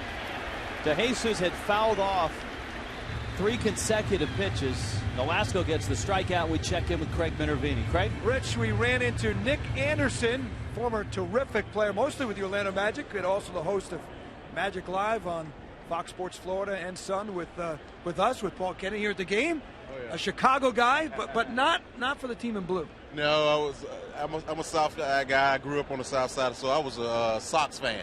You know, all the time Ozzie was there. It was a great time. So I hate to say it, but I'm just a Sox fan. I'm not rooting for the Cubs today. Nothing against them. You know, you see what I'm representing. You got a Marlins hat? Oh, yeah, I'm representing the Marlins.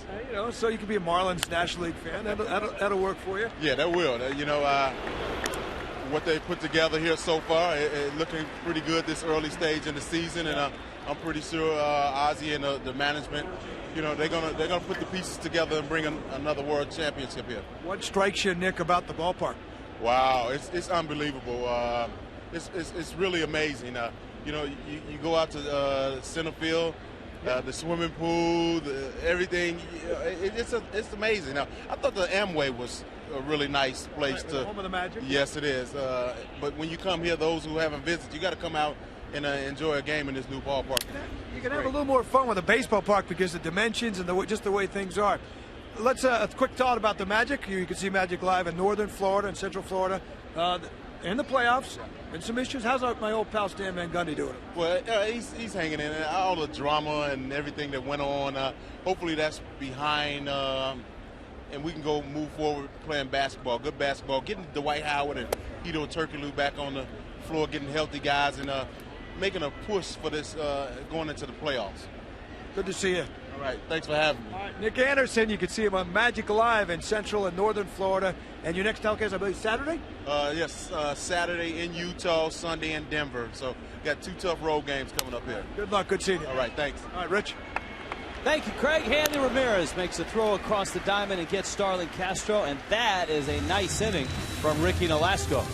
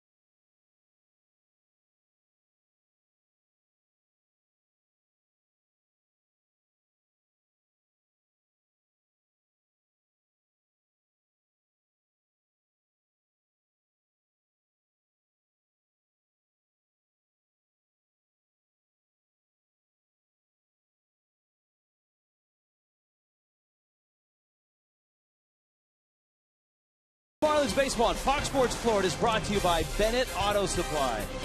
Our prices bring you in, and our people bring you back.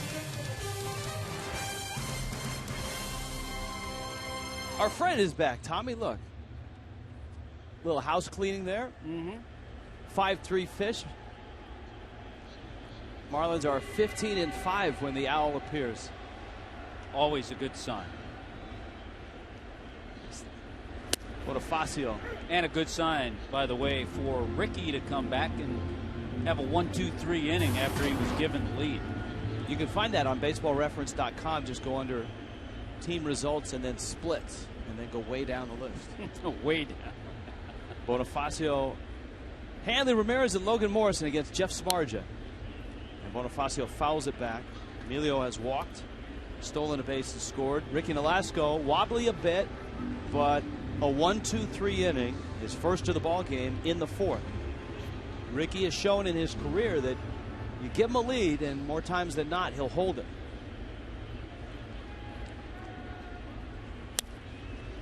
End of the bat, into center, falls, base hit.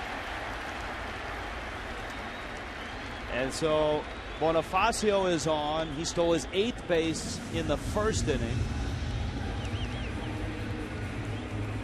Here comes Hanley. Here comes our AT&T trivia question. Let's flip the phone. I'm thinking Sean Dunston. That's who I'm thinking too. Thank you very much. We're done quite well. First it was, what was last night, Don Kessinger? Kessinger, yeah. I think most at least the Cubs fans that I've talked to most understand what this year is going to be about, and maybe the next year with the new management to try to get back into that contender position. Just in reading quotes from both Theo Epstein and Jed Hoyer about the direction they want to take, they want to, number one, rebuild the farm system in two ways, with talent and instruction. That obviously takes time.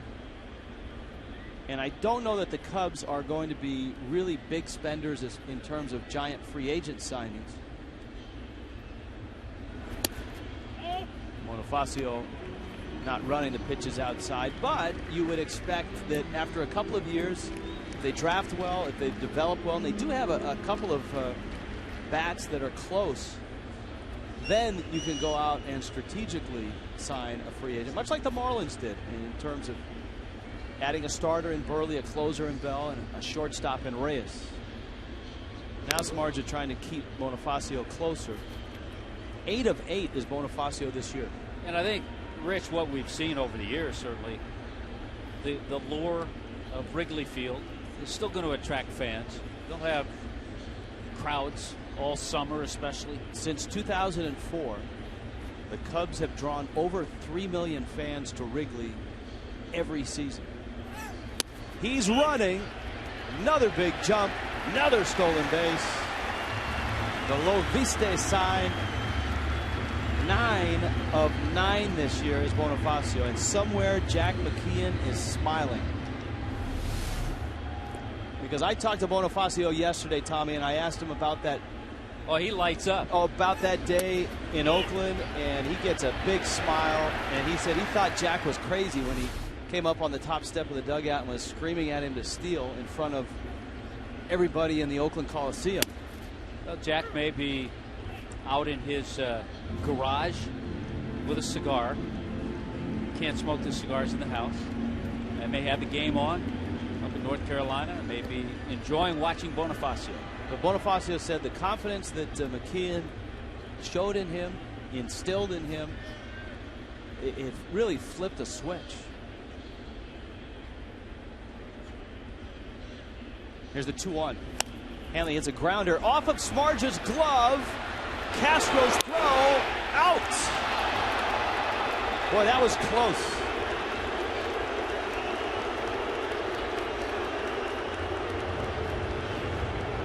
Tell you what, Castro's made some plays in this series that has reminded Cub fans about Sean Dunstan's throwing arm. I'm not so sure about that one. We've seen some close plays. The deflection by Samardzija. Boy, bang, bang. Not an easy call for Tom Hallion down there, but might have been able to go the other way. Very close.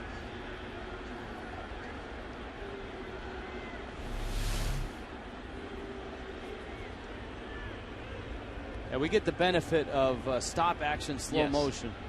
And it's still tough to tell. Tom Hallion had one look at it. Infield's in, Morrison's up, there's one out. This is that spot that we've talked about where Morrison has really matured. He's been in this spot a couple of times in this ball game. RBI single in the first, walked in the third, and that led to a big inning, a 3-run inning. He would score on the Greg Dobbs double. Samardzija, the 1-0 coming. Soto's outside, and so is the pitch. Pitchers will tell you guys like Morrison are tough to pitch to in this situation. They would rather, even though they might get hurt, go after a Giancarlo. Stan, because they can pitch to him, they make good pitches, might be able to strike him out.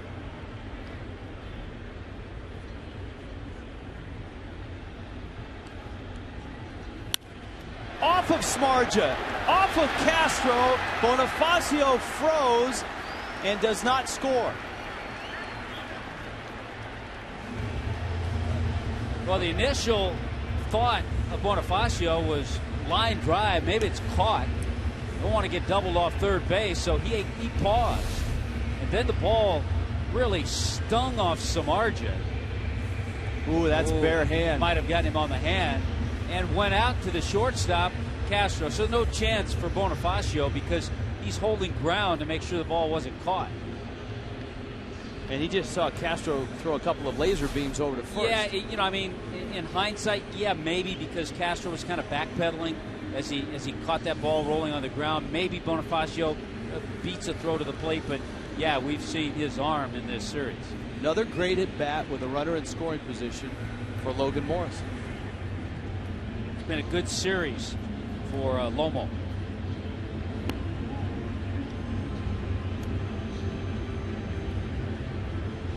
As you pointed out, it's up to Stanton now. Hey, Samardzija is a football guy. He's okay. I know. No cold spray. Just go back to the dugout. I'm ready. Stanton has had 2 swings that have, combined for about 70 feet of ground ball. Little tappers up the third baseline. One drove in a run, and the other moved a couple runners up. But he's 0 for 2. Infield has really swung to play Stanton to pull. Samardzija misses outside.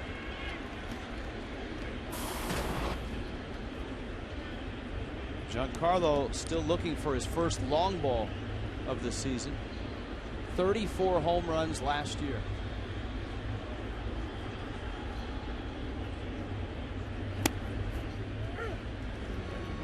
Samardzija's really been working him away all afternoon as well.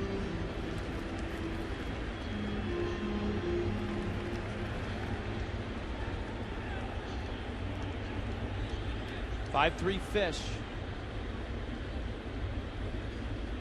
With 1 out at the corners.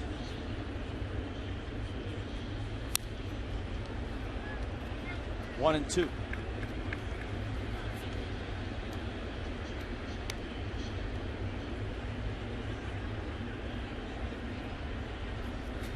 Bonifacio singled, stole second.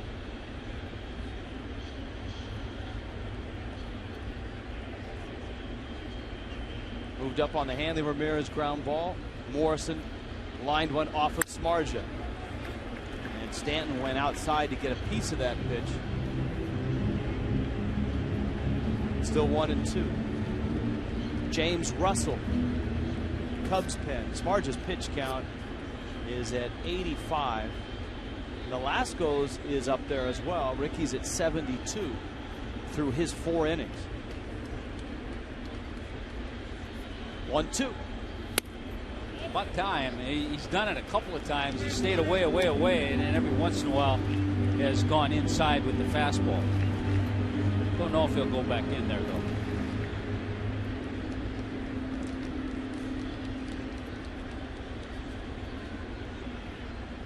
Two. Stanton has the reach and the strength to drive that outside pitch out of the ballpark. We saw him do that last year.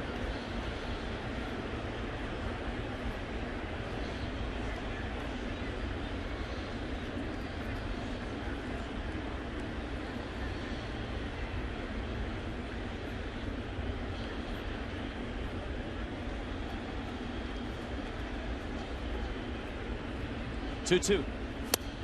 Got him. Big strikeout for Jeff Samardzija. And now Dobbs comes up for the 3rd time. Goes back to what we were talking about. Pitchers facing a Logan Morrison in that situation. Runner at third, less than 2 out, as opposed to a Giancarlo Stanton.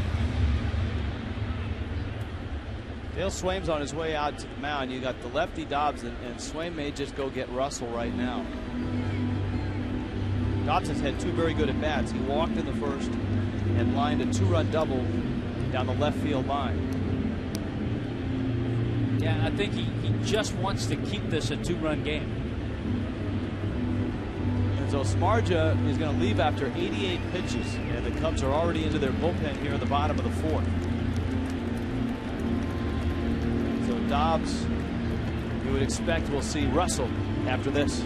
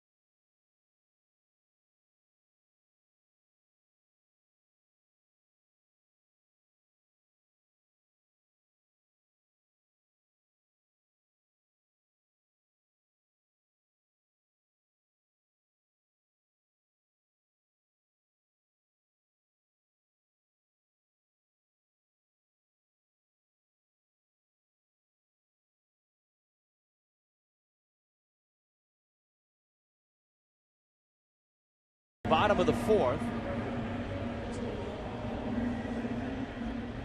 And James Russell has come out of the Cubs bullpen, and Russell's numbers pretty darn good. He's been one of the bright spots for the Cubs this year. Russell and Smarja with that same hairstyle. Yeah, Russell pitched in the 8th inning, the first game of this series. Gave up a double to Stanton. I think last year, Rich, with Greg Dobbs and the opportunities, the most at-bats he'd ever had in his career, he had a little better feel for left-handed pitching. That's going to be a little tougher this year with him playing sparingly and doing more pinch hitting.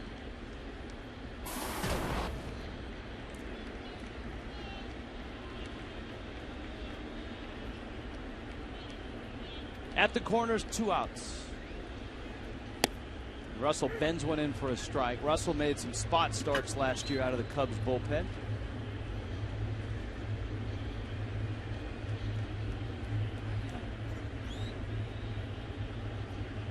Had an ERA of 4.12. But much better as a reliever. His reliever was in the low. Relieving ERA was in the low 2s.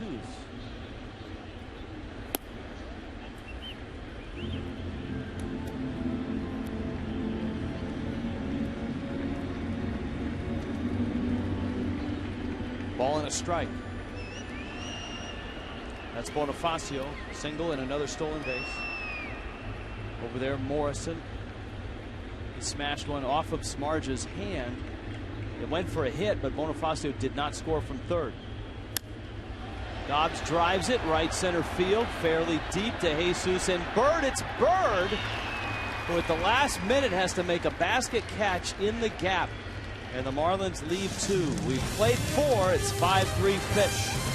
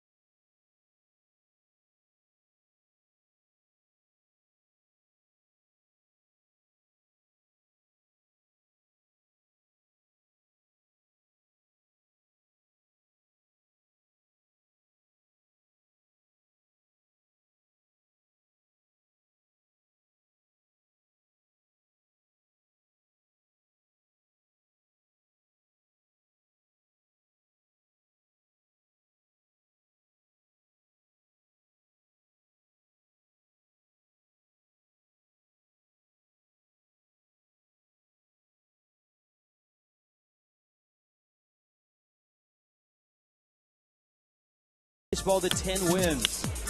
Carlos Zambrano gets the first start. Ross Detweiler's had a nice beginning to his season. Ryan Zimmerman, always a part of the Nationals attack. And the Nationals continue to take steps, Tommy. Last year they were close to a 500 team. And this year they have come out and played very well the first 2 weeks of the season. And another, we were talking about some of their missing ingredients. Another missing ingredient is South Florida product, Mike Morse. He had an enormous career year last year.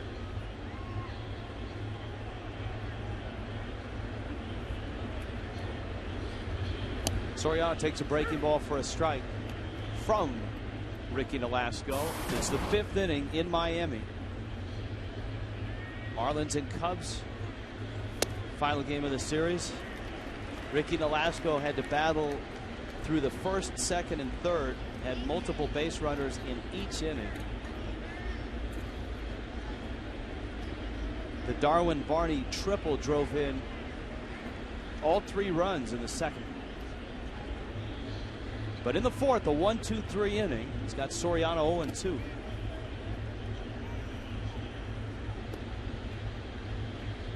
Of course, Ryan Zimmerman signing a long-term extension,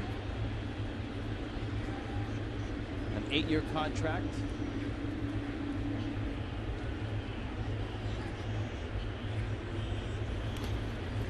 Ball in the dirt.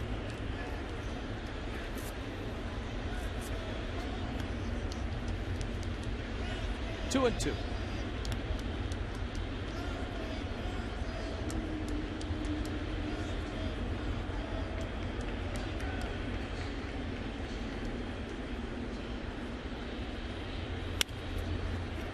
Hanley at third,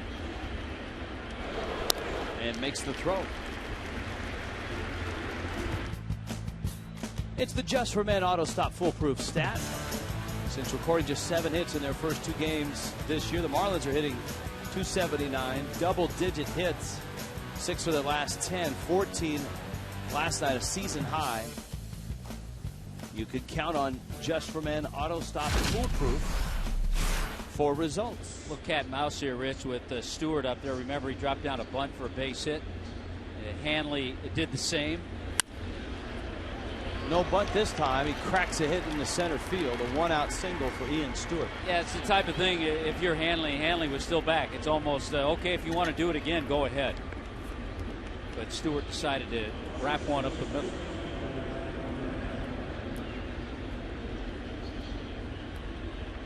Now Brian LaHare, who has walked and scored and doubled. This is going to be one of those guys that we always talk about. We will watch the box scores to see how he's doing. He's such an interesting story and a guy that you root for that toiled in the minor leagues. Kind of out of a Jack Cust mold. Possibly. The guy for the Astros that opened our eyes, that one pulled foul, is Jose Altuve. The all 5'6" of it. The spark plug, and some say he might even be 5'5". But he is a player. 22-year-old Venezuelan. We never got a shot of it. I don't think we could. But when the Astros were here, over in their dugout, next to the Gatorade coolers, Altuve's teammates had this, the kind of chair you'd see in a little kid's room. The little kid sits on, and it had Altuve's name on it.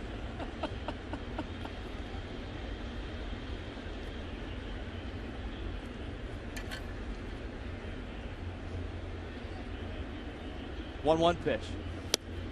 LaHare watches it outside. Kind of an important inning, I think, for Ricky Nolasco. If Ricky can manage his way through this inning and not really get that pitch count up too high, there's a possibility, even though he might bat next inning, there's a possibility he could give Ozzie and the ball club one more inning. Outside corner. It's Alfonso Marquez calling balls and strikes. Now, I'll correct that. There's a good possibility that Ricky will hit next inning. He's up third.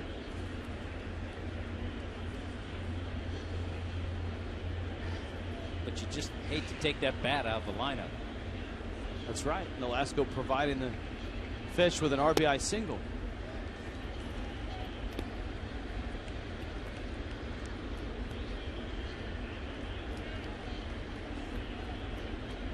Three and 2. Nolasco's next start will be in New York against the Mets.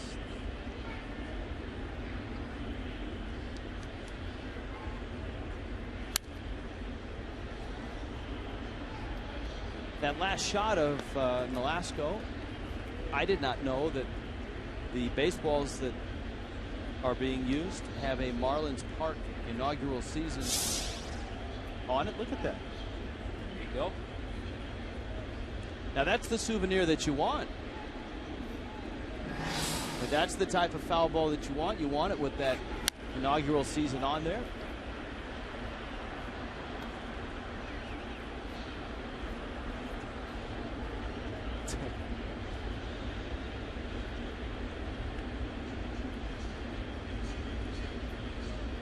mad scramble. There's like, yeah, you see a lot of business folk. Got the tie on, got yep. the shirt. Make sure that sport coat, the blazers in the car. See, that's the beauty of the smartphones now, is you can act like you're still in the office. In the air. Hanley calling for it. He and Reyes had a discussion after the ball earlier in this homestand in which Hanley called, Reyes called, and neither relented. Just to add one more thing about the business people that are here. The guy with the shirt and tie, I mean, the roof makes that a lot more comfortable, too. Oh, there is no way. We wouldn't have seen that before. There is no way that happens at the old football stadium. Runner goes, big jump. Hayes' throw on the button and got him. Brett Hayes, quick release, throw on the bag. He led Murphy right to the foot of Ian Stewart. And in Miami, the Fish lead at 5-3. That's nice.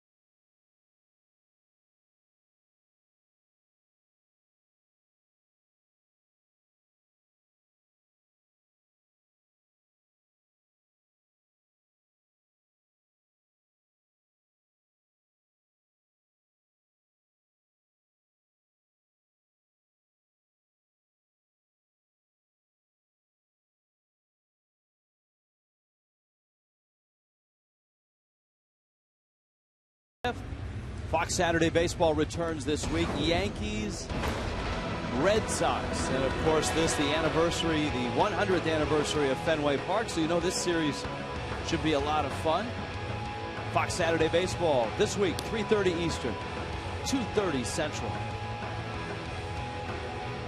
In Miami this afternoon, Ricky Nolasco is on top 5-3. Hey, that terrific throw by Brett Hayes may allow Ricky to go another inning, too. It helps with the pitch count, certainly. As you pointed out, Nolasco is up third in this inning. Now, they came, Tommy, just in case the roof was open. They were prepared.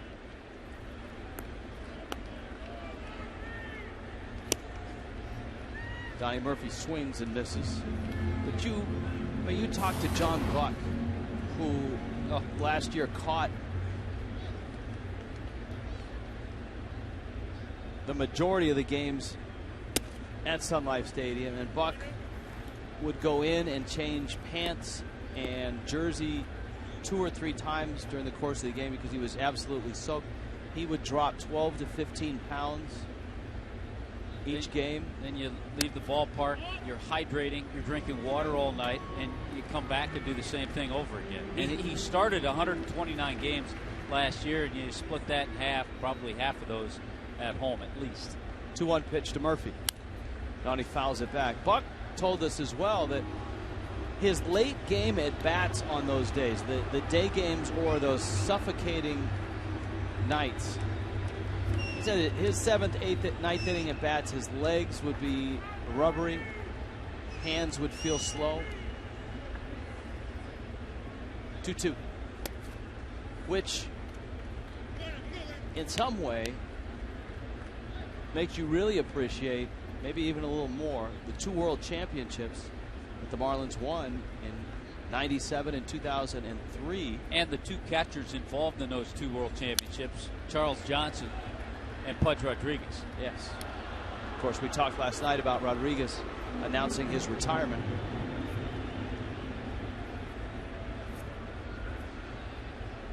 Listening to MLB on XM this morning, Todd Hollinsworth on a show and does a nice job. And Hollinsworth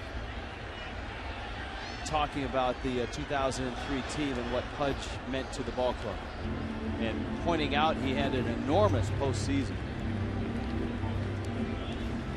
But he drive in like 17 runs in that postseason. Oh, his postseason was unbelievable. Yeah.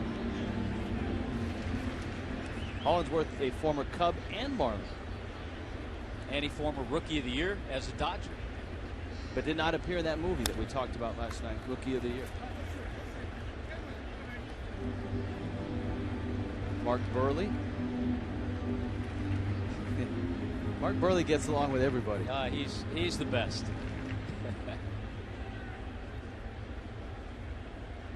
3-2. And it hit.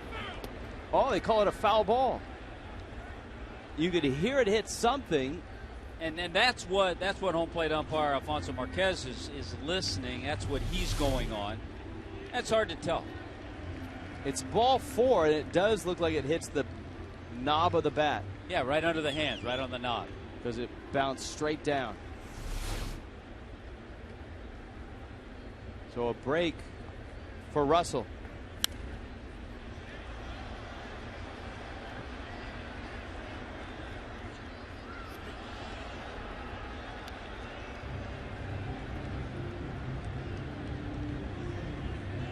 Still 3-2.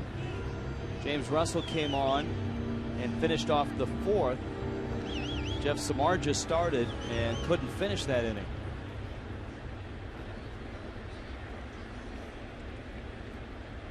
(3-2) again. And Murphy keeps fouling pitches off.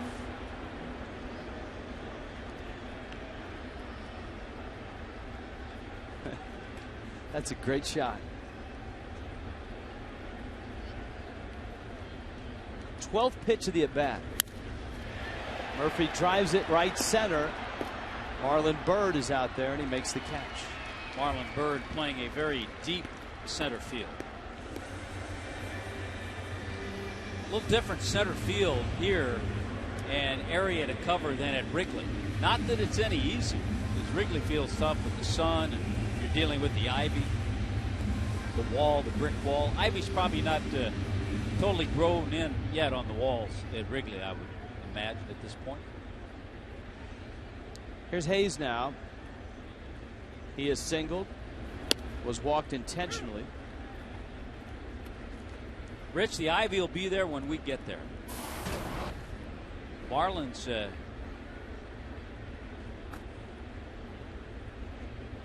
go to Wrigley Field July 17th. Castro's throw is in the dirt, scooped by LaHare. By the way, a typical young shortstop. Taking a little time. He had the catcher running, Brett Hayes, but not showing off that arm he'd shown off before, and short hopping his first baseman. That's we talked about the errors, really 27, 29 errors last year for Castro, and that's one of the areas that he'll want to improve in. So Nolasco does come up here in the bottom of the 5th.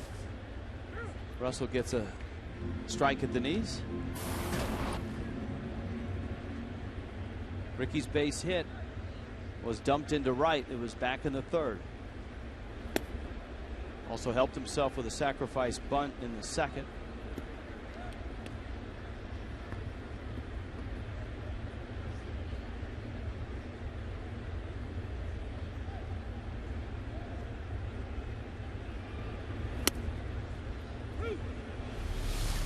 This was the base hit. See, in between starts, when Ricky looks at video, he'll look at video of his next start, look at the Mets. He'll want to see some things from this start. He'll roll that one a few times, too, the base hit. Bird takes care of Nolasco. 5-3 fish.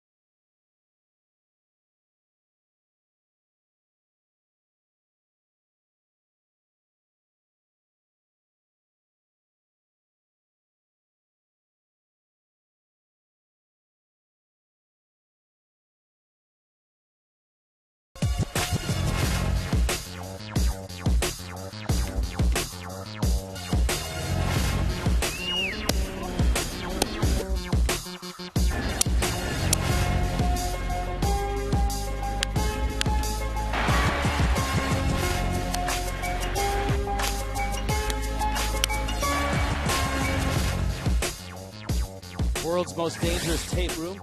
Pete Montalbano at the controls, giving you a video capsule of what we've seen so far in this ballgame. Back and forth, the Marlins and Cubs have gone 5-3 fish in the sixth. Ricky Nolasco is still out there. Jeff Samardzija left in the fourth inning. And Nolasco with Giovanni Soto up. Soto, the number 7 hitter, and he was at the plate when Ian Stewart was thrown out trying to steal in the fifth. So it's Soto, Bird, and then the pitcher spot as Nolasco tries to put 6 innings in the books. His pitch count approaching 90. And that's where his start ended last time out against Houston, right at 90 pitches, gave up 2 runs in 5 innings. Marlins won that game in 11, 5-4.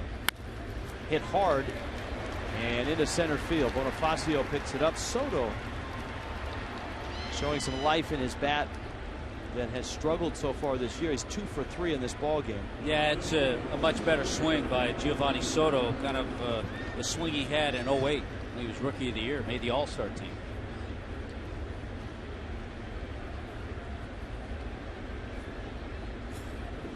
Ryan Webb, Mike Dunn. We've got a lot of, you think about it, there's a lot of Rookies of the Year in this building, right? Ozzie Guillen was a Rookie of the Year. Pat Listash, the Cubs third base coach, was a Rookie of the Year. Chris Coughlin was a Rookie of the Year.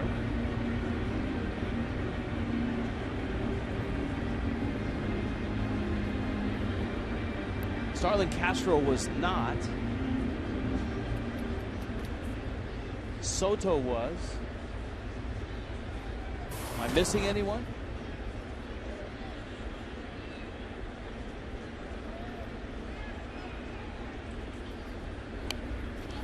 That bunt popped up foul and out of play.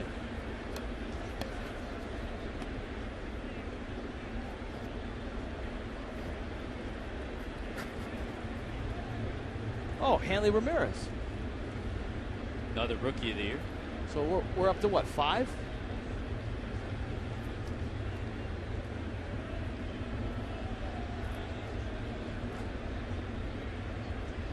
0-1 pitch. Center field. Bonifacio squeezes it. Marlon Byrd is out, and Blake DeWitt's going to come up and hit for the pitcher. We see him every day. I'm not sure if he's in the house today, but the Hawk, Andre Dawson, former Rookie of the Year. 1977 Expos. Of course, also an MVP and a Hall of Famer. That was just the beginning. Yes, it was.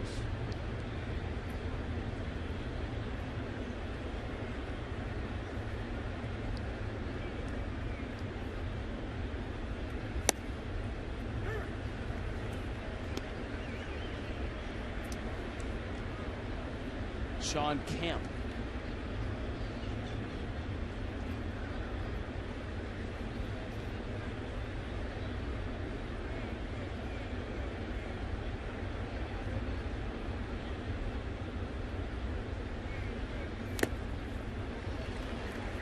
Change up. He's used that effectively. Times he's thrown it today, he's had some success. I knew it.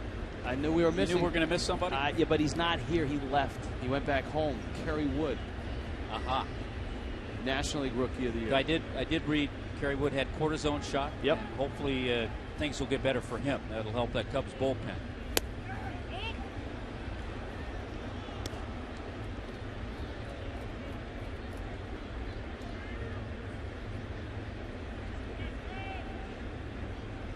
Saw where pitch number 3 and number 2 missed.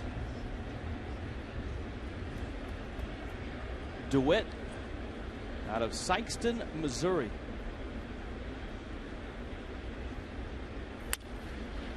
Ground ball. Murphy. Nice spin. Out of Reyes' glove. Everybody is safe. I think that time Jose Reyes was thinking a little too much. Thinking double play when it might not have been there, and instead of just trying to get the stretch, get the out, catch the ball, he was thinking of catch and throw to first to maybe get a double play, and because of that, he's going to be charged with an error. This was a good throw, a little low from Donnie Murphy, but about knee high, and I think Reyes was thinking a little bit more trying to get the double play.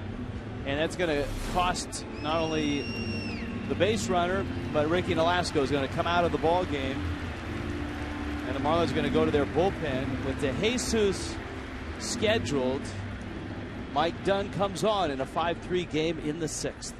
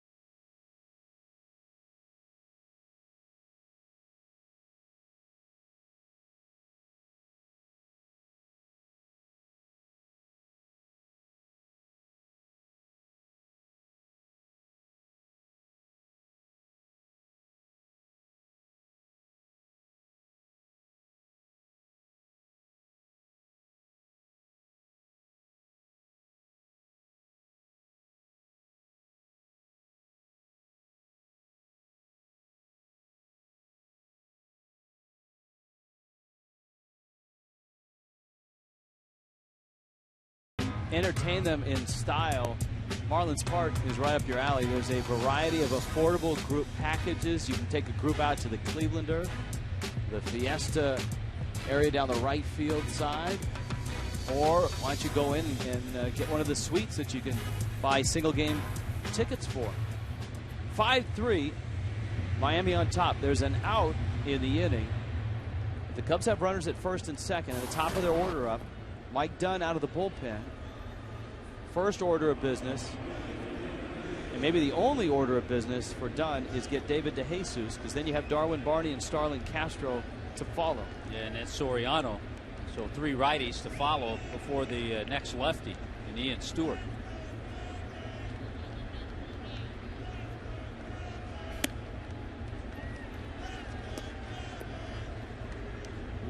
Mike Dunn making his 4th appearance of the year. Good hard fastball and slider. And you're right, this might be the only hitter he's called on to face. I think that was Ryan Webb up in the bullpen. The right-hander. 1-0. That ball's hit pretty well. Bonifacio track has the ball. Tagging at second is Soto. At the corners now. Let's see what Ozzie Guillen does here. You've got Barney, who has hurt the fish with a 3-run double. And you've got Dunn on the mound. Guillen's on his way out, and he wants to go to the right-hander. So Ryan Webb, who was in mop-up mode last night with an inning and looked sharp. Guillen's going to give him the ball in a tighter spot here. 5-3 Miami with 2 outs in the 6th.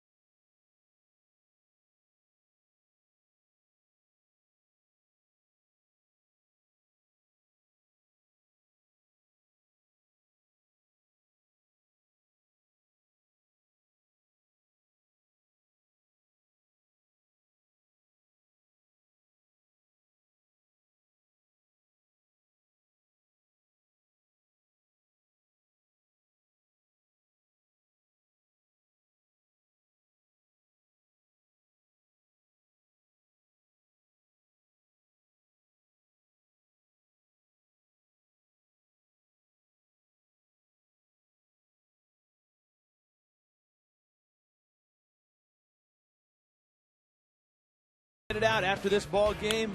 Ryan Zimmerman and the Nationals already with 10 wins. New York City, home of the Metropolitans. Johan Santana got roughed up in his last outing.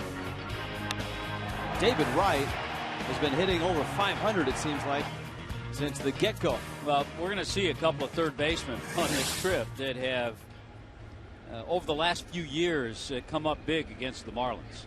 Ryan Zimmerman and David Wright. Think about the third basemen that are in this division right now. They'll throw in Hanley Ramirez now. Zimmerman, Wright, Chipper Jones, Placido Polanco won a Gold Glove last year. All stars. Hey now, breaking ball misses outside. Darwin Barney.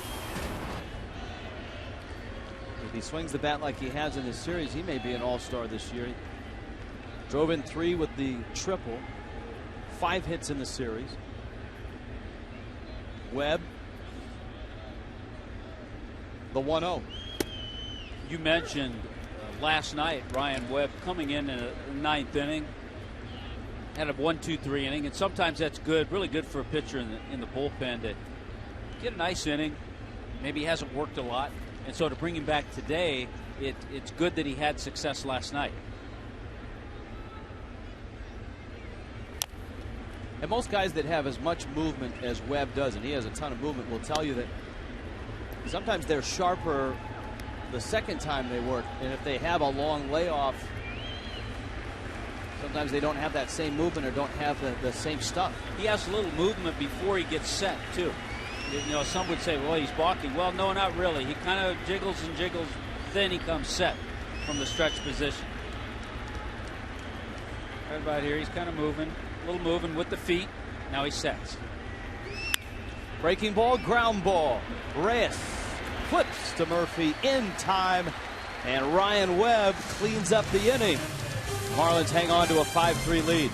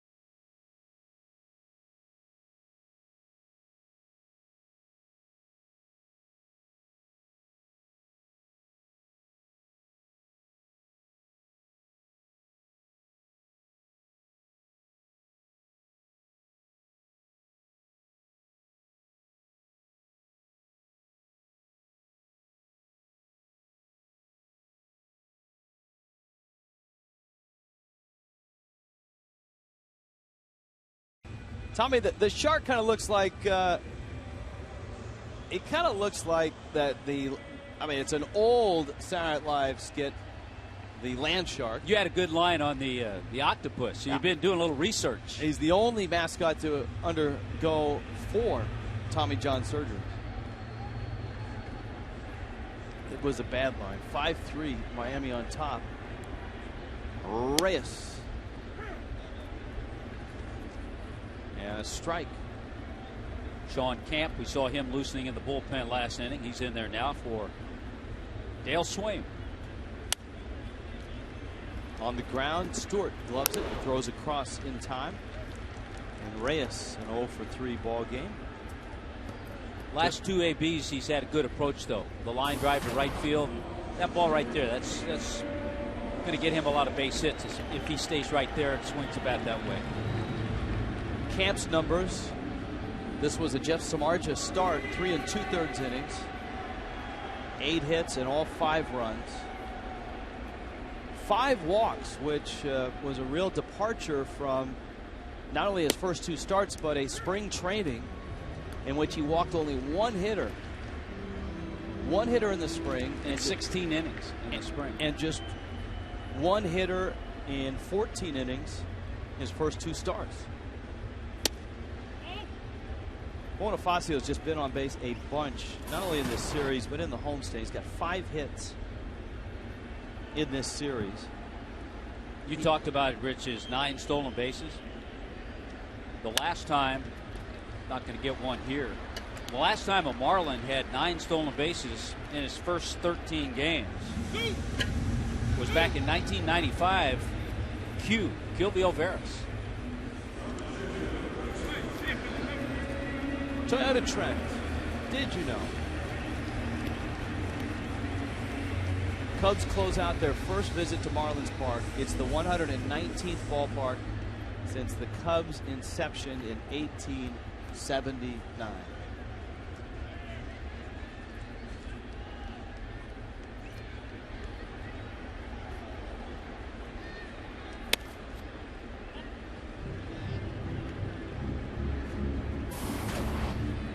Crack Staff pointing out that Matt Stairs has played in 115.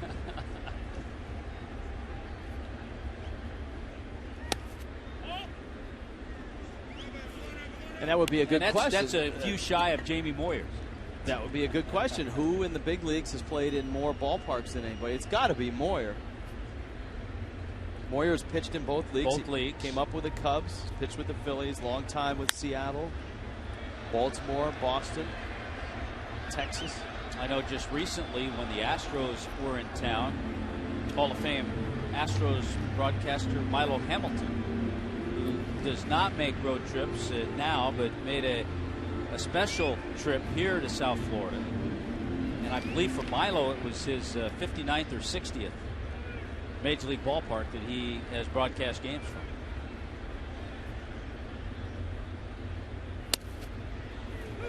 Have you even counted the number of, I mean, have you ever, has there been like a rainy day in the winter when you said, you know, I wonder how many ballparks?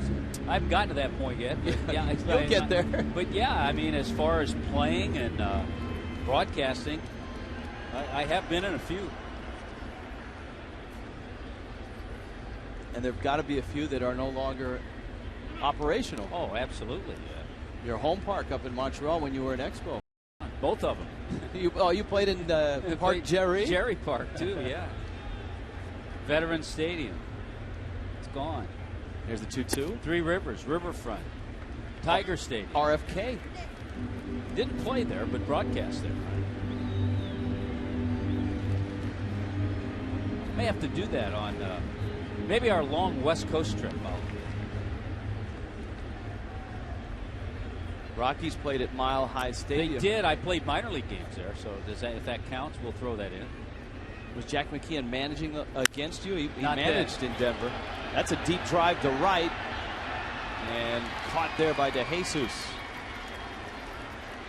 Crack Staff quickly pointing out that Jamie Moyer has pitched in 49 different Major League clubs.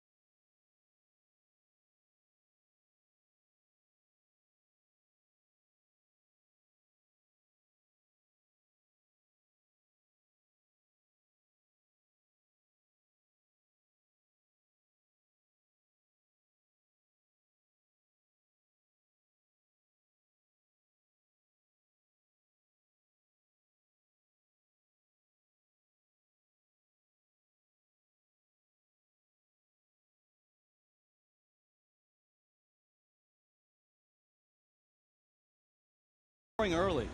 Marlins jumped to a 2-0 lead. Darwin Barney erased it with a 3-run triple. Marlins bounced back and knocked Jeff Samardzija out, and the first business person special in Marlins Park. See, some families have made the trek in. Cub fans here as well. We've seen some shirt and ties, some business dresses, the bow tie bar, even some elder fans coming out to watch the ball game. The bow tie Budweiser balcony and bar out there in left field is a popular spot right now. I love the standing room and sitting areas that circle below the bar. That the balcony out there right on top of the green wall, and then you've got another area to stand and watch above there. There's about 1,000 standing room seats or tickets that can be sold to a game. Dobbs comes down and makes the catch on a Starlin Castro pop-up. Rich, would you agree that a must for someone coming here for the first time, a must is just taking time on the promenade area and completely circle the ballpark? Absolutely, because we have finally had a chance to do that on this homestand, and there's a ton of stuff that I had no idea existed, like on the pillars as you walk into the entrance of Marlins Park. On the pillars there are like a photo and name of the starting lineup. So if you walk in, you'll walk by Reyes, Bonifacio, Hanley, Morrison, Stanton, or whoever's in that starting lineup. That's a very cool thing to do. Then you can walk by the Bobblehead Museum, which we've already featured on television. The Marlins team shop has an entrance from the ballpark and from the street. And by the way, if you're aching to get some Marlins gear and you're down in this neck of the woods, the Marlins team shop is open during the week at 9 a.m. And you just park by the West Plaza and walk in, and all the latest Marlins gear is there. Great sushi place. There's a very popular barbecue place. There's a look at the team shop.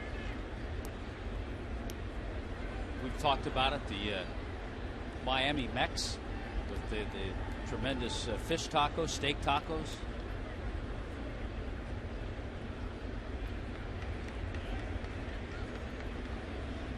Miami Mex is where you get the steak tacos. That's right. Burger 305. Diamond Juice Bar for smoothies. You've tested that out already. Webb thought he had a strikeout. Counts 2-2. Burger 305.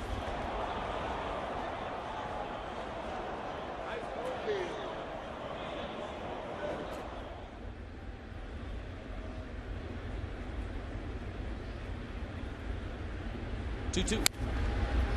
That one pulled foul. By the way, wanted to give a shout out and a get well. Hope he's feeling better to our own Cliff Floyd. So hope Cliff's doing well. We'll see him while we're on the road. I mean, we'll see him in the studio. A little under the weather. Maybe we'll bring him some Brother Jimmy's Barbecue, which is the barbecue spot here in the ballpark, which is, and I haven't been there yet, but everybody tells me it's outstanding. Speaking of outstanding, Ryan Webb has been outstanding since coming into the game. Faced 3 hitters, retired all 3 hitters. I think he may have thought that was 3 outs. Or he just knew that Ozzie was going to take him out of the game. Yeah, I'm coming out. Whoopsie. Hey, it's happened to me. It's happened to you. Oh, yeah. It's happened to our producer and the crack staff as well. Randy Choate's coming in.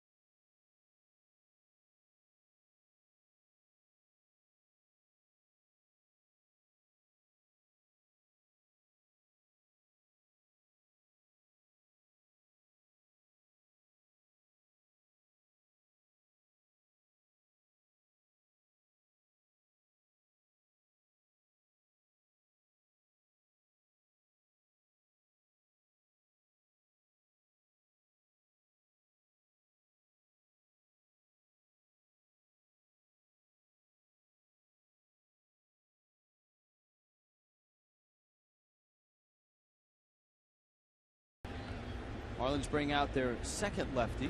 Mike Dunn finished off the 6th. Ozzie Guillen is hopeful that Randy Choate can finish the 7th.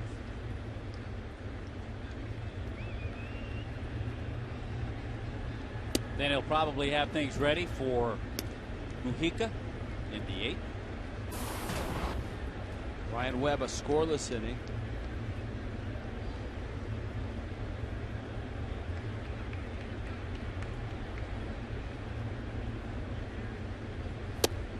And Stewart takes low and inside. We were to look at Mujica. We were talking about Cliff Floyd, and Cliff under the weather. We're hoping that he's feeling better soon. Cliff is a Chicago guy who got a chance to play for the Cubs in 2007. Outstanding high school basketball player. In just 282 at-bats with the Cubs, he hit .284, .373 on base percentage. Cliff, of course, an all-star with the Marlins. 17 years in the big leagues.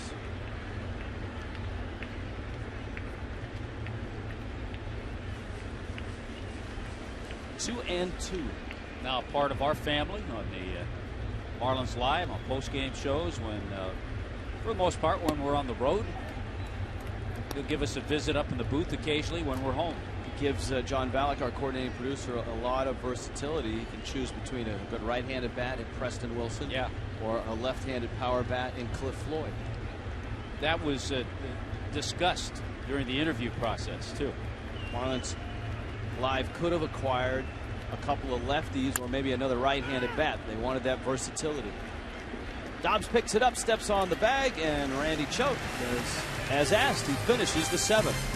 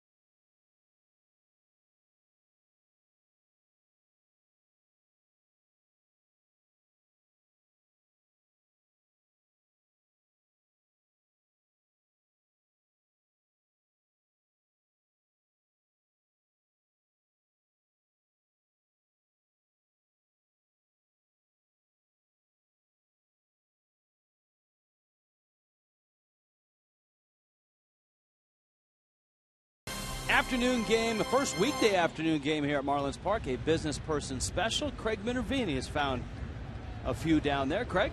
Yeah, things are a little bit different now. A chance for the business people to come out, and that's one of the reasons David Sampson, the president, went to these 12:40 starts. What's your name, sir? Jason. And your friend? This is Ferris. Ferris. Must be a day off for Ferris. His name isn't. What's your name? I'm David. David. Okay. How convenient has this been for you guys to come from work? You're in the real estate business. Very convenient. Should be back at the office in about an hour, unless we go into extra innings, right? All right, so you can go to work back to work after? Yes, I am. Now, you're a season ticket holder, but probably we never would have seen you in the other place on a weekday game. Probably right about that. My office too far away to get back in time for a little work at the end of the day. But how does this play for you at 12:40 start? Love it. Need more daytime games. What do you think of the park? It's great. It's awesome. Love it. You got a favorite feature? You think of Plentiful bathrooms are always a key feature for me. So it's been good.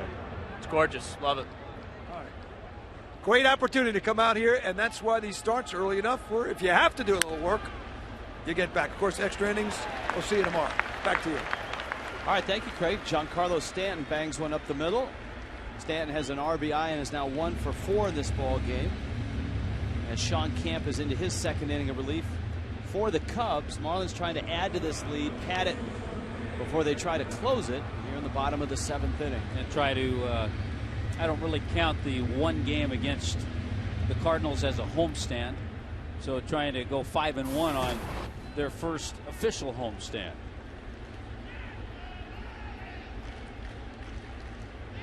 Marlins hit the road and hit the road a lot over the next 3 weeks.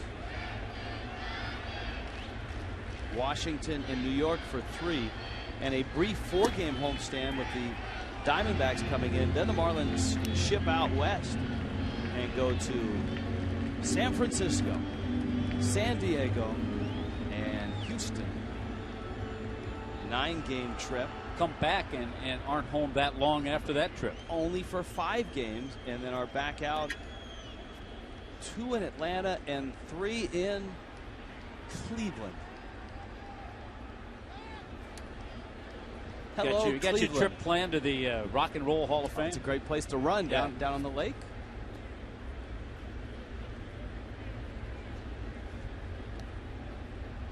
And of course, that may rekindle some memories from 1997. In that World Series, there were some cold ball games, as I remember, in Cleveland. That's when it was Jacobs Field. Yes. What is it, Progressive Field now? I believe so, yeah.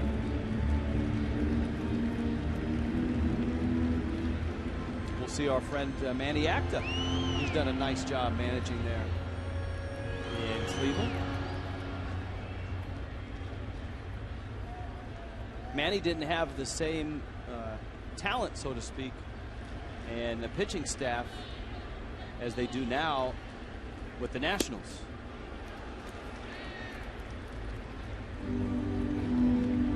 Nor did Jim Riggle. No, it was still in development, but boy, they certainly things have blossomed there with Strasburg coming back, Zimmerman coming back from Tommy John, Jordan Zimmerman, that is. Heck, Ryan Zimmerman was injured. Was it last year? He had an oblique or a stomach issue coming into the season.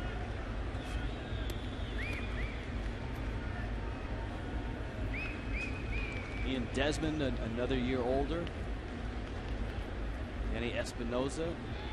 Lombardozzi's nice infielder there as well. And Adam LaRoche isn't having his normal struggles early in the season. Runner goes, hit and run. Dobbs put it on the ground, and it's snared there by Brian LaHare. Remember, LaRoche always had those wild splits of struggles in April and May and just lights out from that point on. I think the interesting choice, and the Marlins will see him tomorrow night, the left-hander, Ross Detweiler. Remember, the Nationals sent John Lannon, a guy who'd been fairly successful as a, probably number 4, number 5 starter. They sent him down in favor of Detweiler. Well, Detweiler, and he's not disappointed. Detweiler, so far has held up his end of that decision.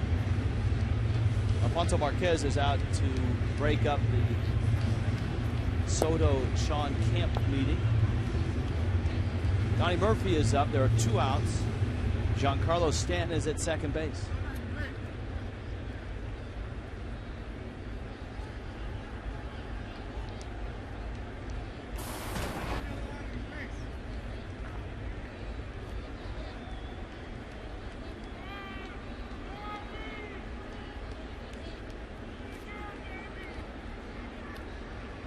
can't believe this, that Camp just called him back out for this. See there. See, that shouldn't be allowed. No, if they're trying to speed up games, that right there should not be allowed. It's one thing to go out there once. It's another thing to go out there. Now Marquez is going to go out there again. It's another thing to go out there without throwing a pitch. You just can't do that. I mean, I know that the Blue Ribbon panel to speed up the game talked about limiting the number of... Well, file this one away and send it off to the Blue Ribbon panel. We'll take it there ourselves because we'll be in New York on this trip.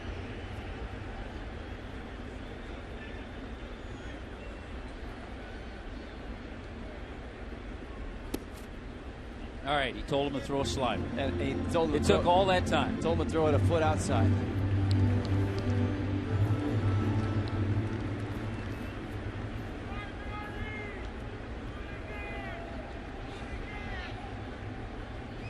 Hayes on deck. Murphy had a big night last night, a homer and a double.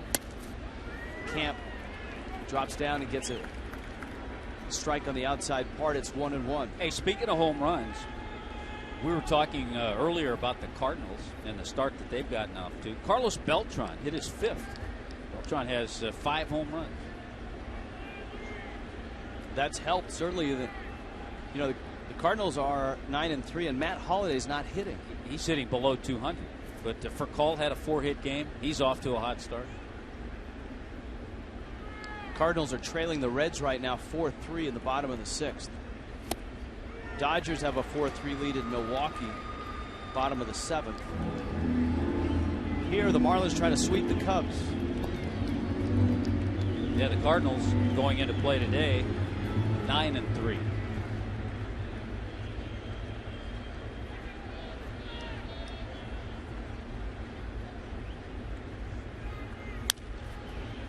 Roller out towards Castro. On to first in time. The Marlins are done in the 7th. To the 8th in Miami.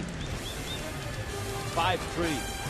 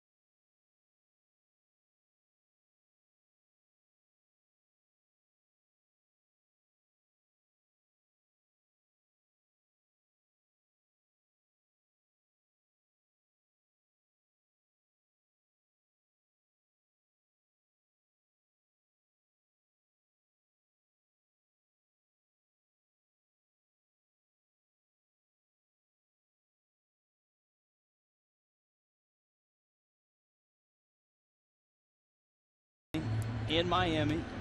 Marlins trying to sweep the series, trying to go 5-1 on the homestand. Ball club playing much better than that hectic first week of, 3 opening days? Yeah, first 5 games at 5 different times. By the way, Randy Choate's still there. The leadoff hitter in the 8th inning for the Cubs is the left-handed bat, Brian LaHare. He's going to hit, so Ozzie gets the matchup in his favor. Had Dale Swain pinch hit for LaHare with a right-handed bat, he would have gone to the bullpen and brought in Mujica.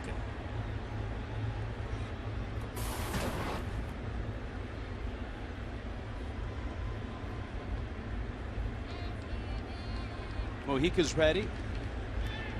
And then you would expect Heath Bell, if the score holds and the Marlins get to the top of the 9th. Everybody's had a nice rest in the bullpen. 8 innings from Mark Burley. last night. Josh Johnson, 7 innings on Tuesday.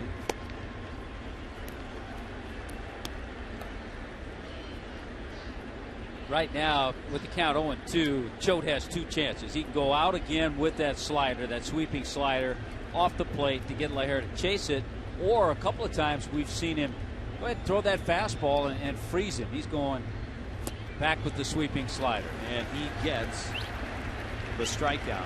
Ozzie not only is going to make a change, but with the scorecard in hand and the pitcher spot due up second in the bottom of the 8th. Going to make a double switch. Chris Coghlan comes in. Logan Morrison trots out. And so Coghlan will go into that 9 spot.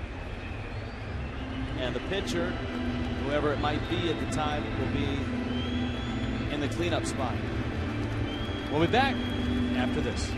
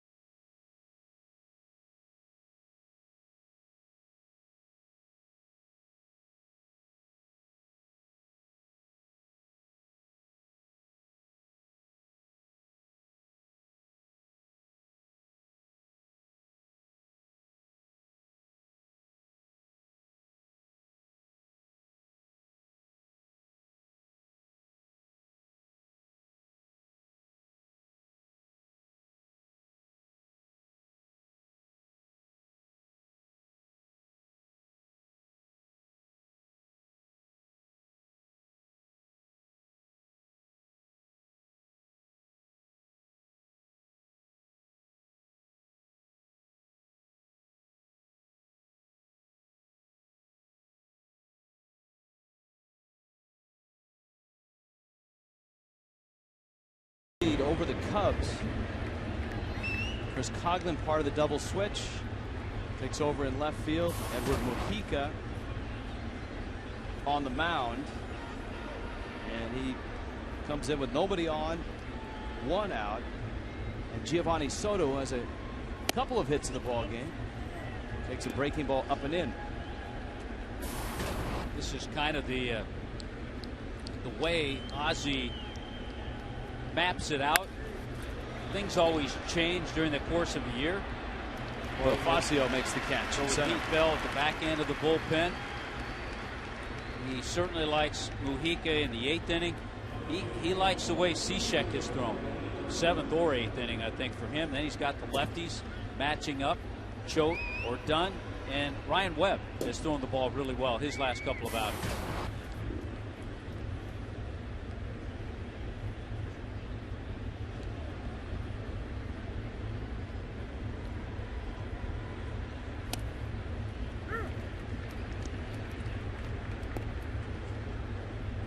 Marlon Byrd, an 0 for 2 and a 1 for 8 in the series.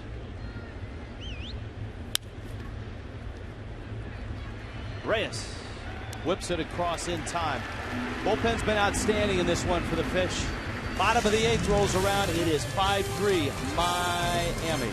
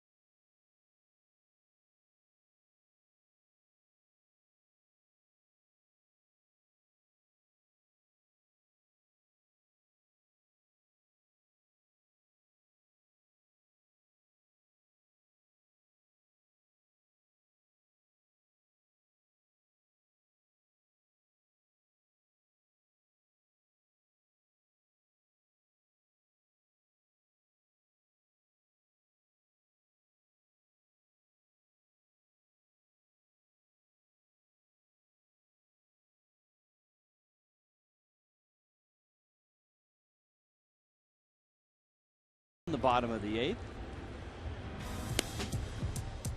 Marlins season tickets available and a variety of season ticket plans, mini plan options as well. You can save money off the box office prices, enjoy all the benefits of being a Marlins season ticket holder. Pick up your plan today. Call 1-877-MARLINS or go to marlins.com. Scorecards at the ready. Some changes. Reed Johnson. He comes in rich in a double switch. Carlos Marmol will bat in the Marlon Byrd spot. Reed Johnson lead off next inning. And right now, Dale Swain is trying to get a little work. This is the first time we've seen Marmol in this series.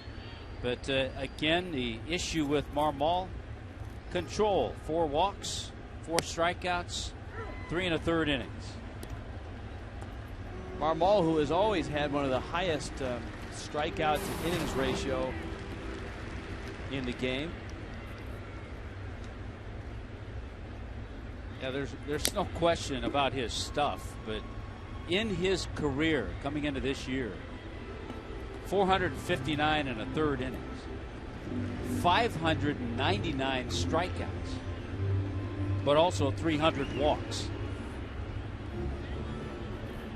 Last year, he had 34 saves, but 10 blown saves. Breaking ball, Hayes out into left center field. Reed Johnson calls off Soriano and makes the catch. Keith Bell getting ready in the Marlins pen.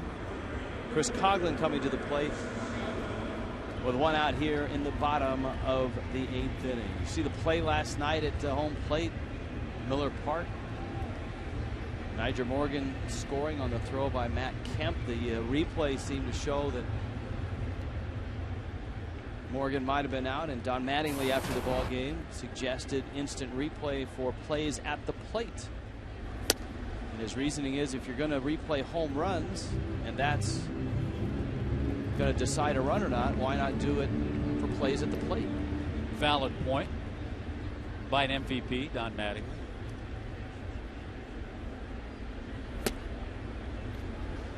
There was some interesting things around baseball. We were talking earlier about the West Coast, that Kane and Cliff Lee matchup. How about Bartolo Colon for Oakland in Anaheim against the Angels? 8 shutout innings. And I'm thinking of it because Marmol's on the mound. There was a point in the game that Colon threw 38 consecutive strikes.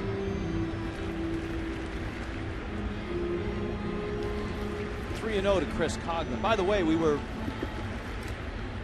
an inning or two ago talking about ballparks and how many ballparks the Cubs had played in their history. And then we were surmising that Jamie Moyer was probably the leader among active players. And the crack staff concurs. 49 for Moyer. And that leads Omar Vizquel and Jim Thome by 3. Jim Thome at 46, Vizquel at 46, Andrew Jones at 45. He's tied with Todd Helton. Scott Rowland and Darren Oliver at 44. And there's Marmol at his best. He falls behind 3-0, then comes back and strikes out Coughlin. I did a quick check. I'm going to get a little more accurate in the next few weeks. There's that big breaking ball, that hard slider, and Chris just can't hold back. And on the quick check, I have myself over 50. So we'll try to be a little more accurate down the road.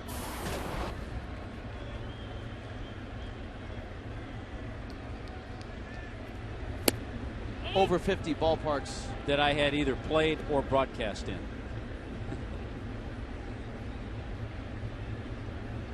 Because I had you over 50 as well, but here's the 1-0 and it's down low. Unfortunately, well over. 2-0 to Reyes. Azikian. You know, it just handed a note by Scott Hopkins, who always has some great, and I just forgot a ballpark. Hiram Bithorn Stadium in Puerto Rico. It's true. You You've spent a couple of regular season series there. Yeah. Marlins played the Mets a couple seasons ago. I'm not so sure Milo Hamilton has that one on his list. Probably not.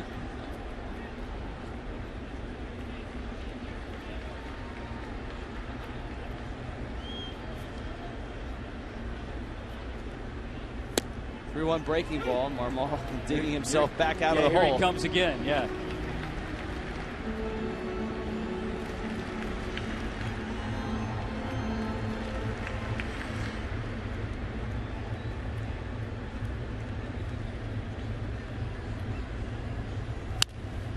That one pulled foul. Speaking of Iran Bithorn Stadium and Marmol, I saw Marmol blow.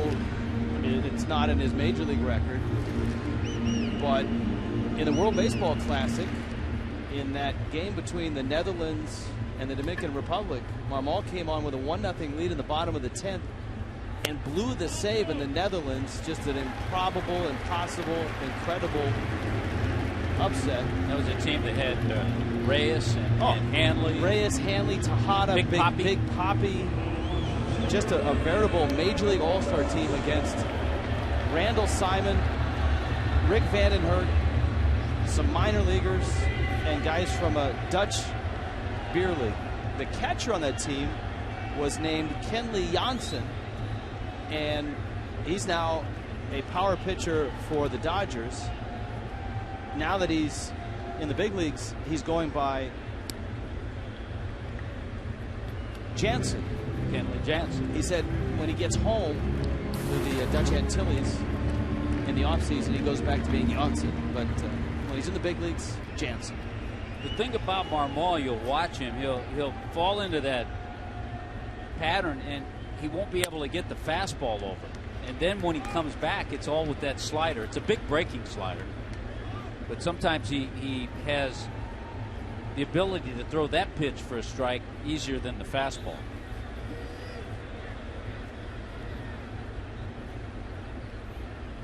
Reyes at first, and he's running on the pitch. Soto's throw, safe. Reyes is in there. And the Marlins have stolen their 4th base against a pretty good throwing catcher. And Soto, in his career, is over 26%. He threw out 30% last year.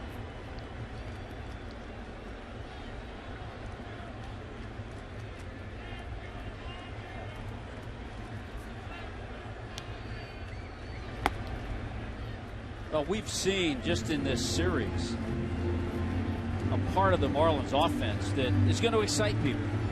You've got the 3 guys at the top of the order, Reyes, Bonifacio, and Hanley Ramirez. Speed and power. Hanley providing the power. So that's a way a lot of things are going to set up during the season. Those guys are going to get it going. Well, the Marlins front office wanted to try to recreate the magic they had in 03 when Ozzie Guillen was the third base coach for Jack McKeon, and they had Juan Pierre and Louis Castillo at the top of the lineup.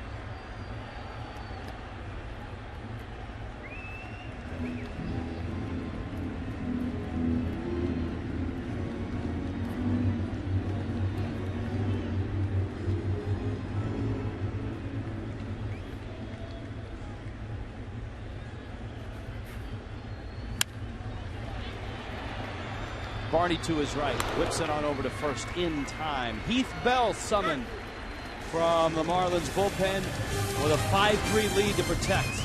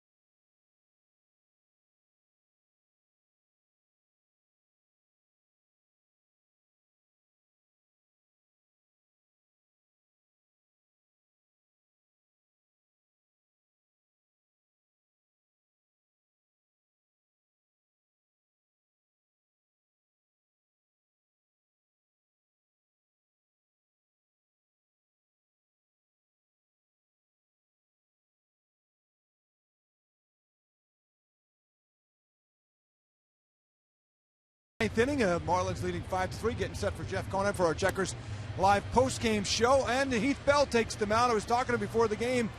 Heath did a lot of roller hockey in his day. In fact, the Mets told him to lose weight one off-season. He said he went on rollerblades for 4 miles to and from the facility, back and forth, 8 miles a day for the entire week, the entire off-season. He lost 40 pounds when his pitching coach read the story in the paper. Afterward, he said, "What were you doing?" And he told him to not rollerblade anymore. Apparently the pitching coach's son had an injury in rollerblading, but it did work, although his velocity went down. He is a big Panther fan, and a bunch of Panthers, along with Heath Bell, got a sweet watch Game 2 the other night. They may even catch, if there is a Game 6 in New Jersey on Monday. But guys, they'll be watching closely tonight right here on Fox Sports Florida, the Panthers and the Devils, Game 4 in Newark. Back to you. All right, Craig, thanks. Heath Bell trying to shut the door here in what will be a terrific homestand for the Fish. The only blip on the homestand was a rough outing for Bell against the Astros. But his last time out, he looked sharp. That was on Tuesday night. Worked a 1-2-3 ninth. And he fires a strike to Reed Johnson, who's trying to get on base, and you have to be careful. Reed Johnson's been hit by pitches over 100 times in his career, so he's not afraid to take one to get on base.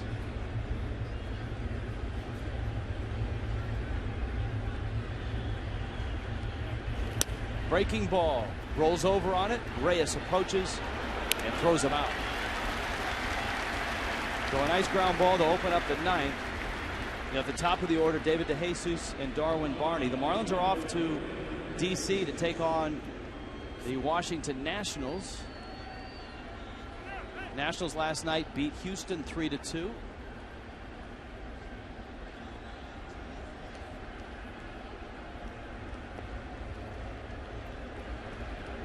Nationals in Houston play tonight. In fact, Edwin Jackson, who has been a pleasant surprise on that rotation, gets the start. His ERA in the mid-2s. DeJesus takes in. May have time to go over and catch a little of that game, and then maybe not.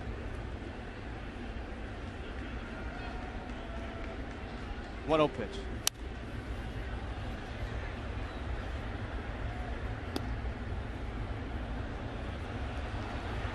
Ball and a strike. Cubs go home and get right into the National League Central. Yeah, you mentioned they have Chris Volstad pitching tomorrow afternoon at Wrigley against Cincinnati.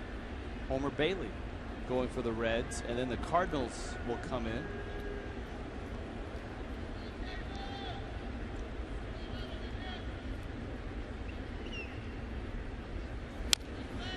It's amazing and it's certainly different for relievers than it is starters. Starters have the designated throw days where they go down and heat up in the bullpen and can actually work on pitches with a pitching coach, obviously Randy St. Clair for the Fish. But if you're a reliever, your schedule isn't necessarily your own, depending on how often you've been used. The throwing sessions that Bell and Randy St. Clair have done, a lot of them have been in the outfield. A lot of times, a reliever, especially in this day and age, you come to the ballpark, you're almost like a regular player, and you're prepared, and you prepare yourself to get in the game.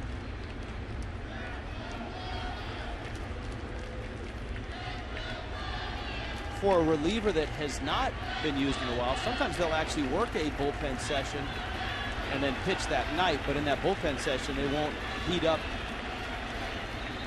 as much or as long as, say, a starter would do in their pen session.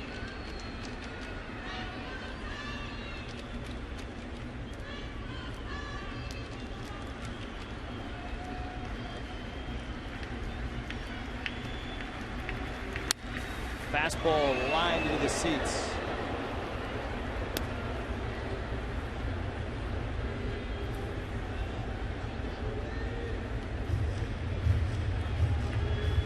Everybody's okay. Counts 2-2. Bell is 34, and his story just an amazing one. A guy that was not drafted. He had to walk on in junior college. Mets signed him. Blossomed in San Diego, a 3-time All-Star. After parts of 3 seasons with the Mets. 2-2. It's up. Counts full now, 3-2. He would like to obviously get both DeJesus and Barney so that he doesn't have to face Starlin Castro.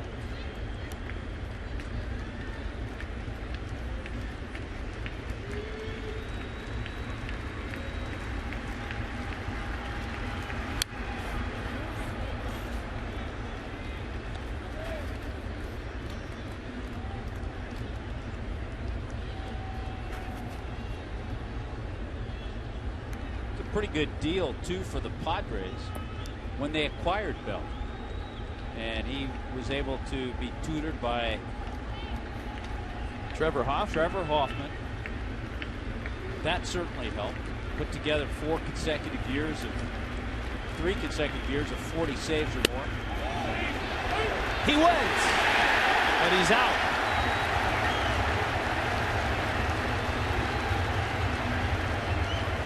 2 fastballs in a row Heath Bell went upstairs with, and that time he got DeJesus to commit just enough, according to third base umpire Brian O'Nora.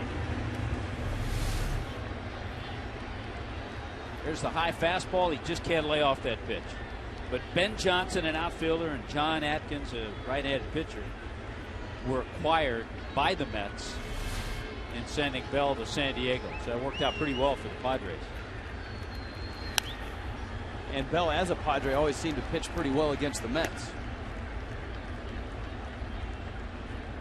Marlins would like to see that trend continue. Darwin, Barney.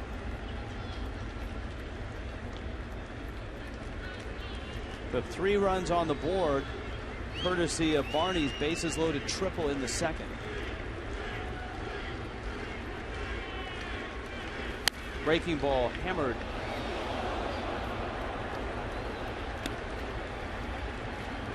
Two. Beaverton, Oregon, his hometown. Headquarters for Nike.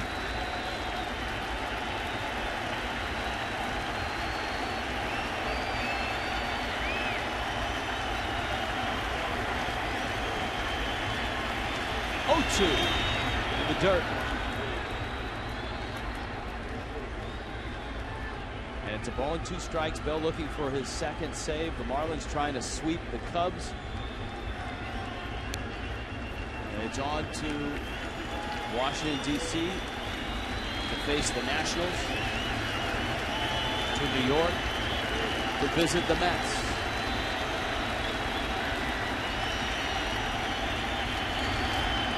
In the dirt.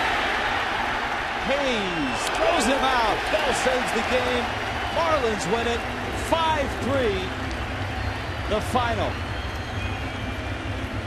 Over 23,000 here this afternoon. The Marlins finish the homestand at 5-1. They climb over the 500 mark for the first time this season. They have won 4 in a row, 7-6 in 3 hours and 8 minutes. A 5-3 win. Ricky Nolasco is now 2-0. Jeff Samardzij's first loss, he is 2-1, and Heath Bell, his second save of this series, his second save of the season. Down goes Darwin Barney. Marlins sweep the Cubs. Some final thoughts after this.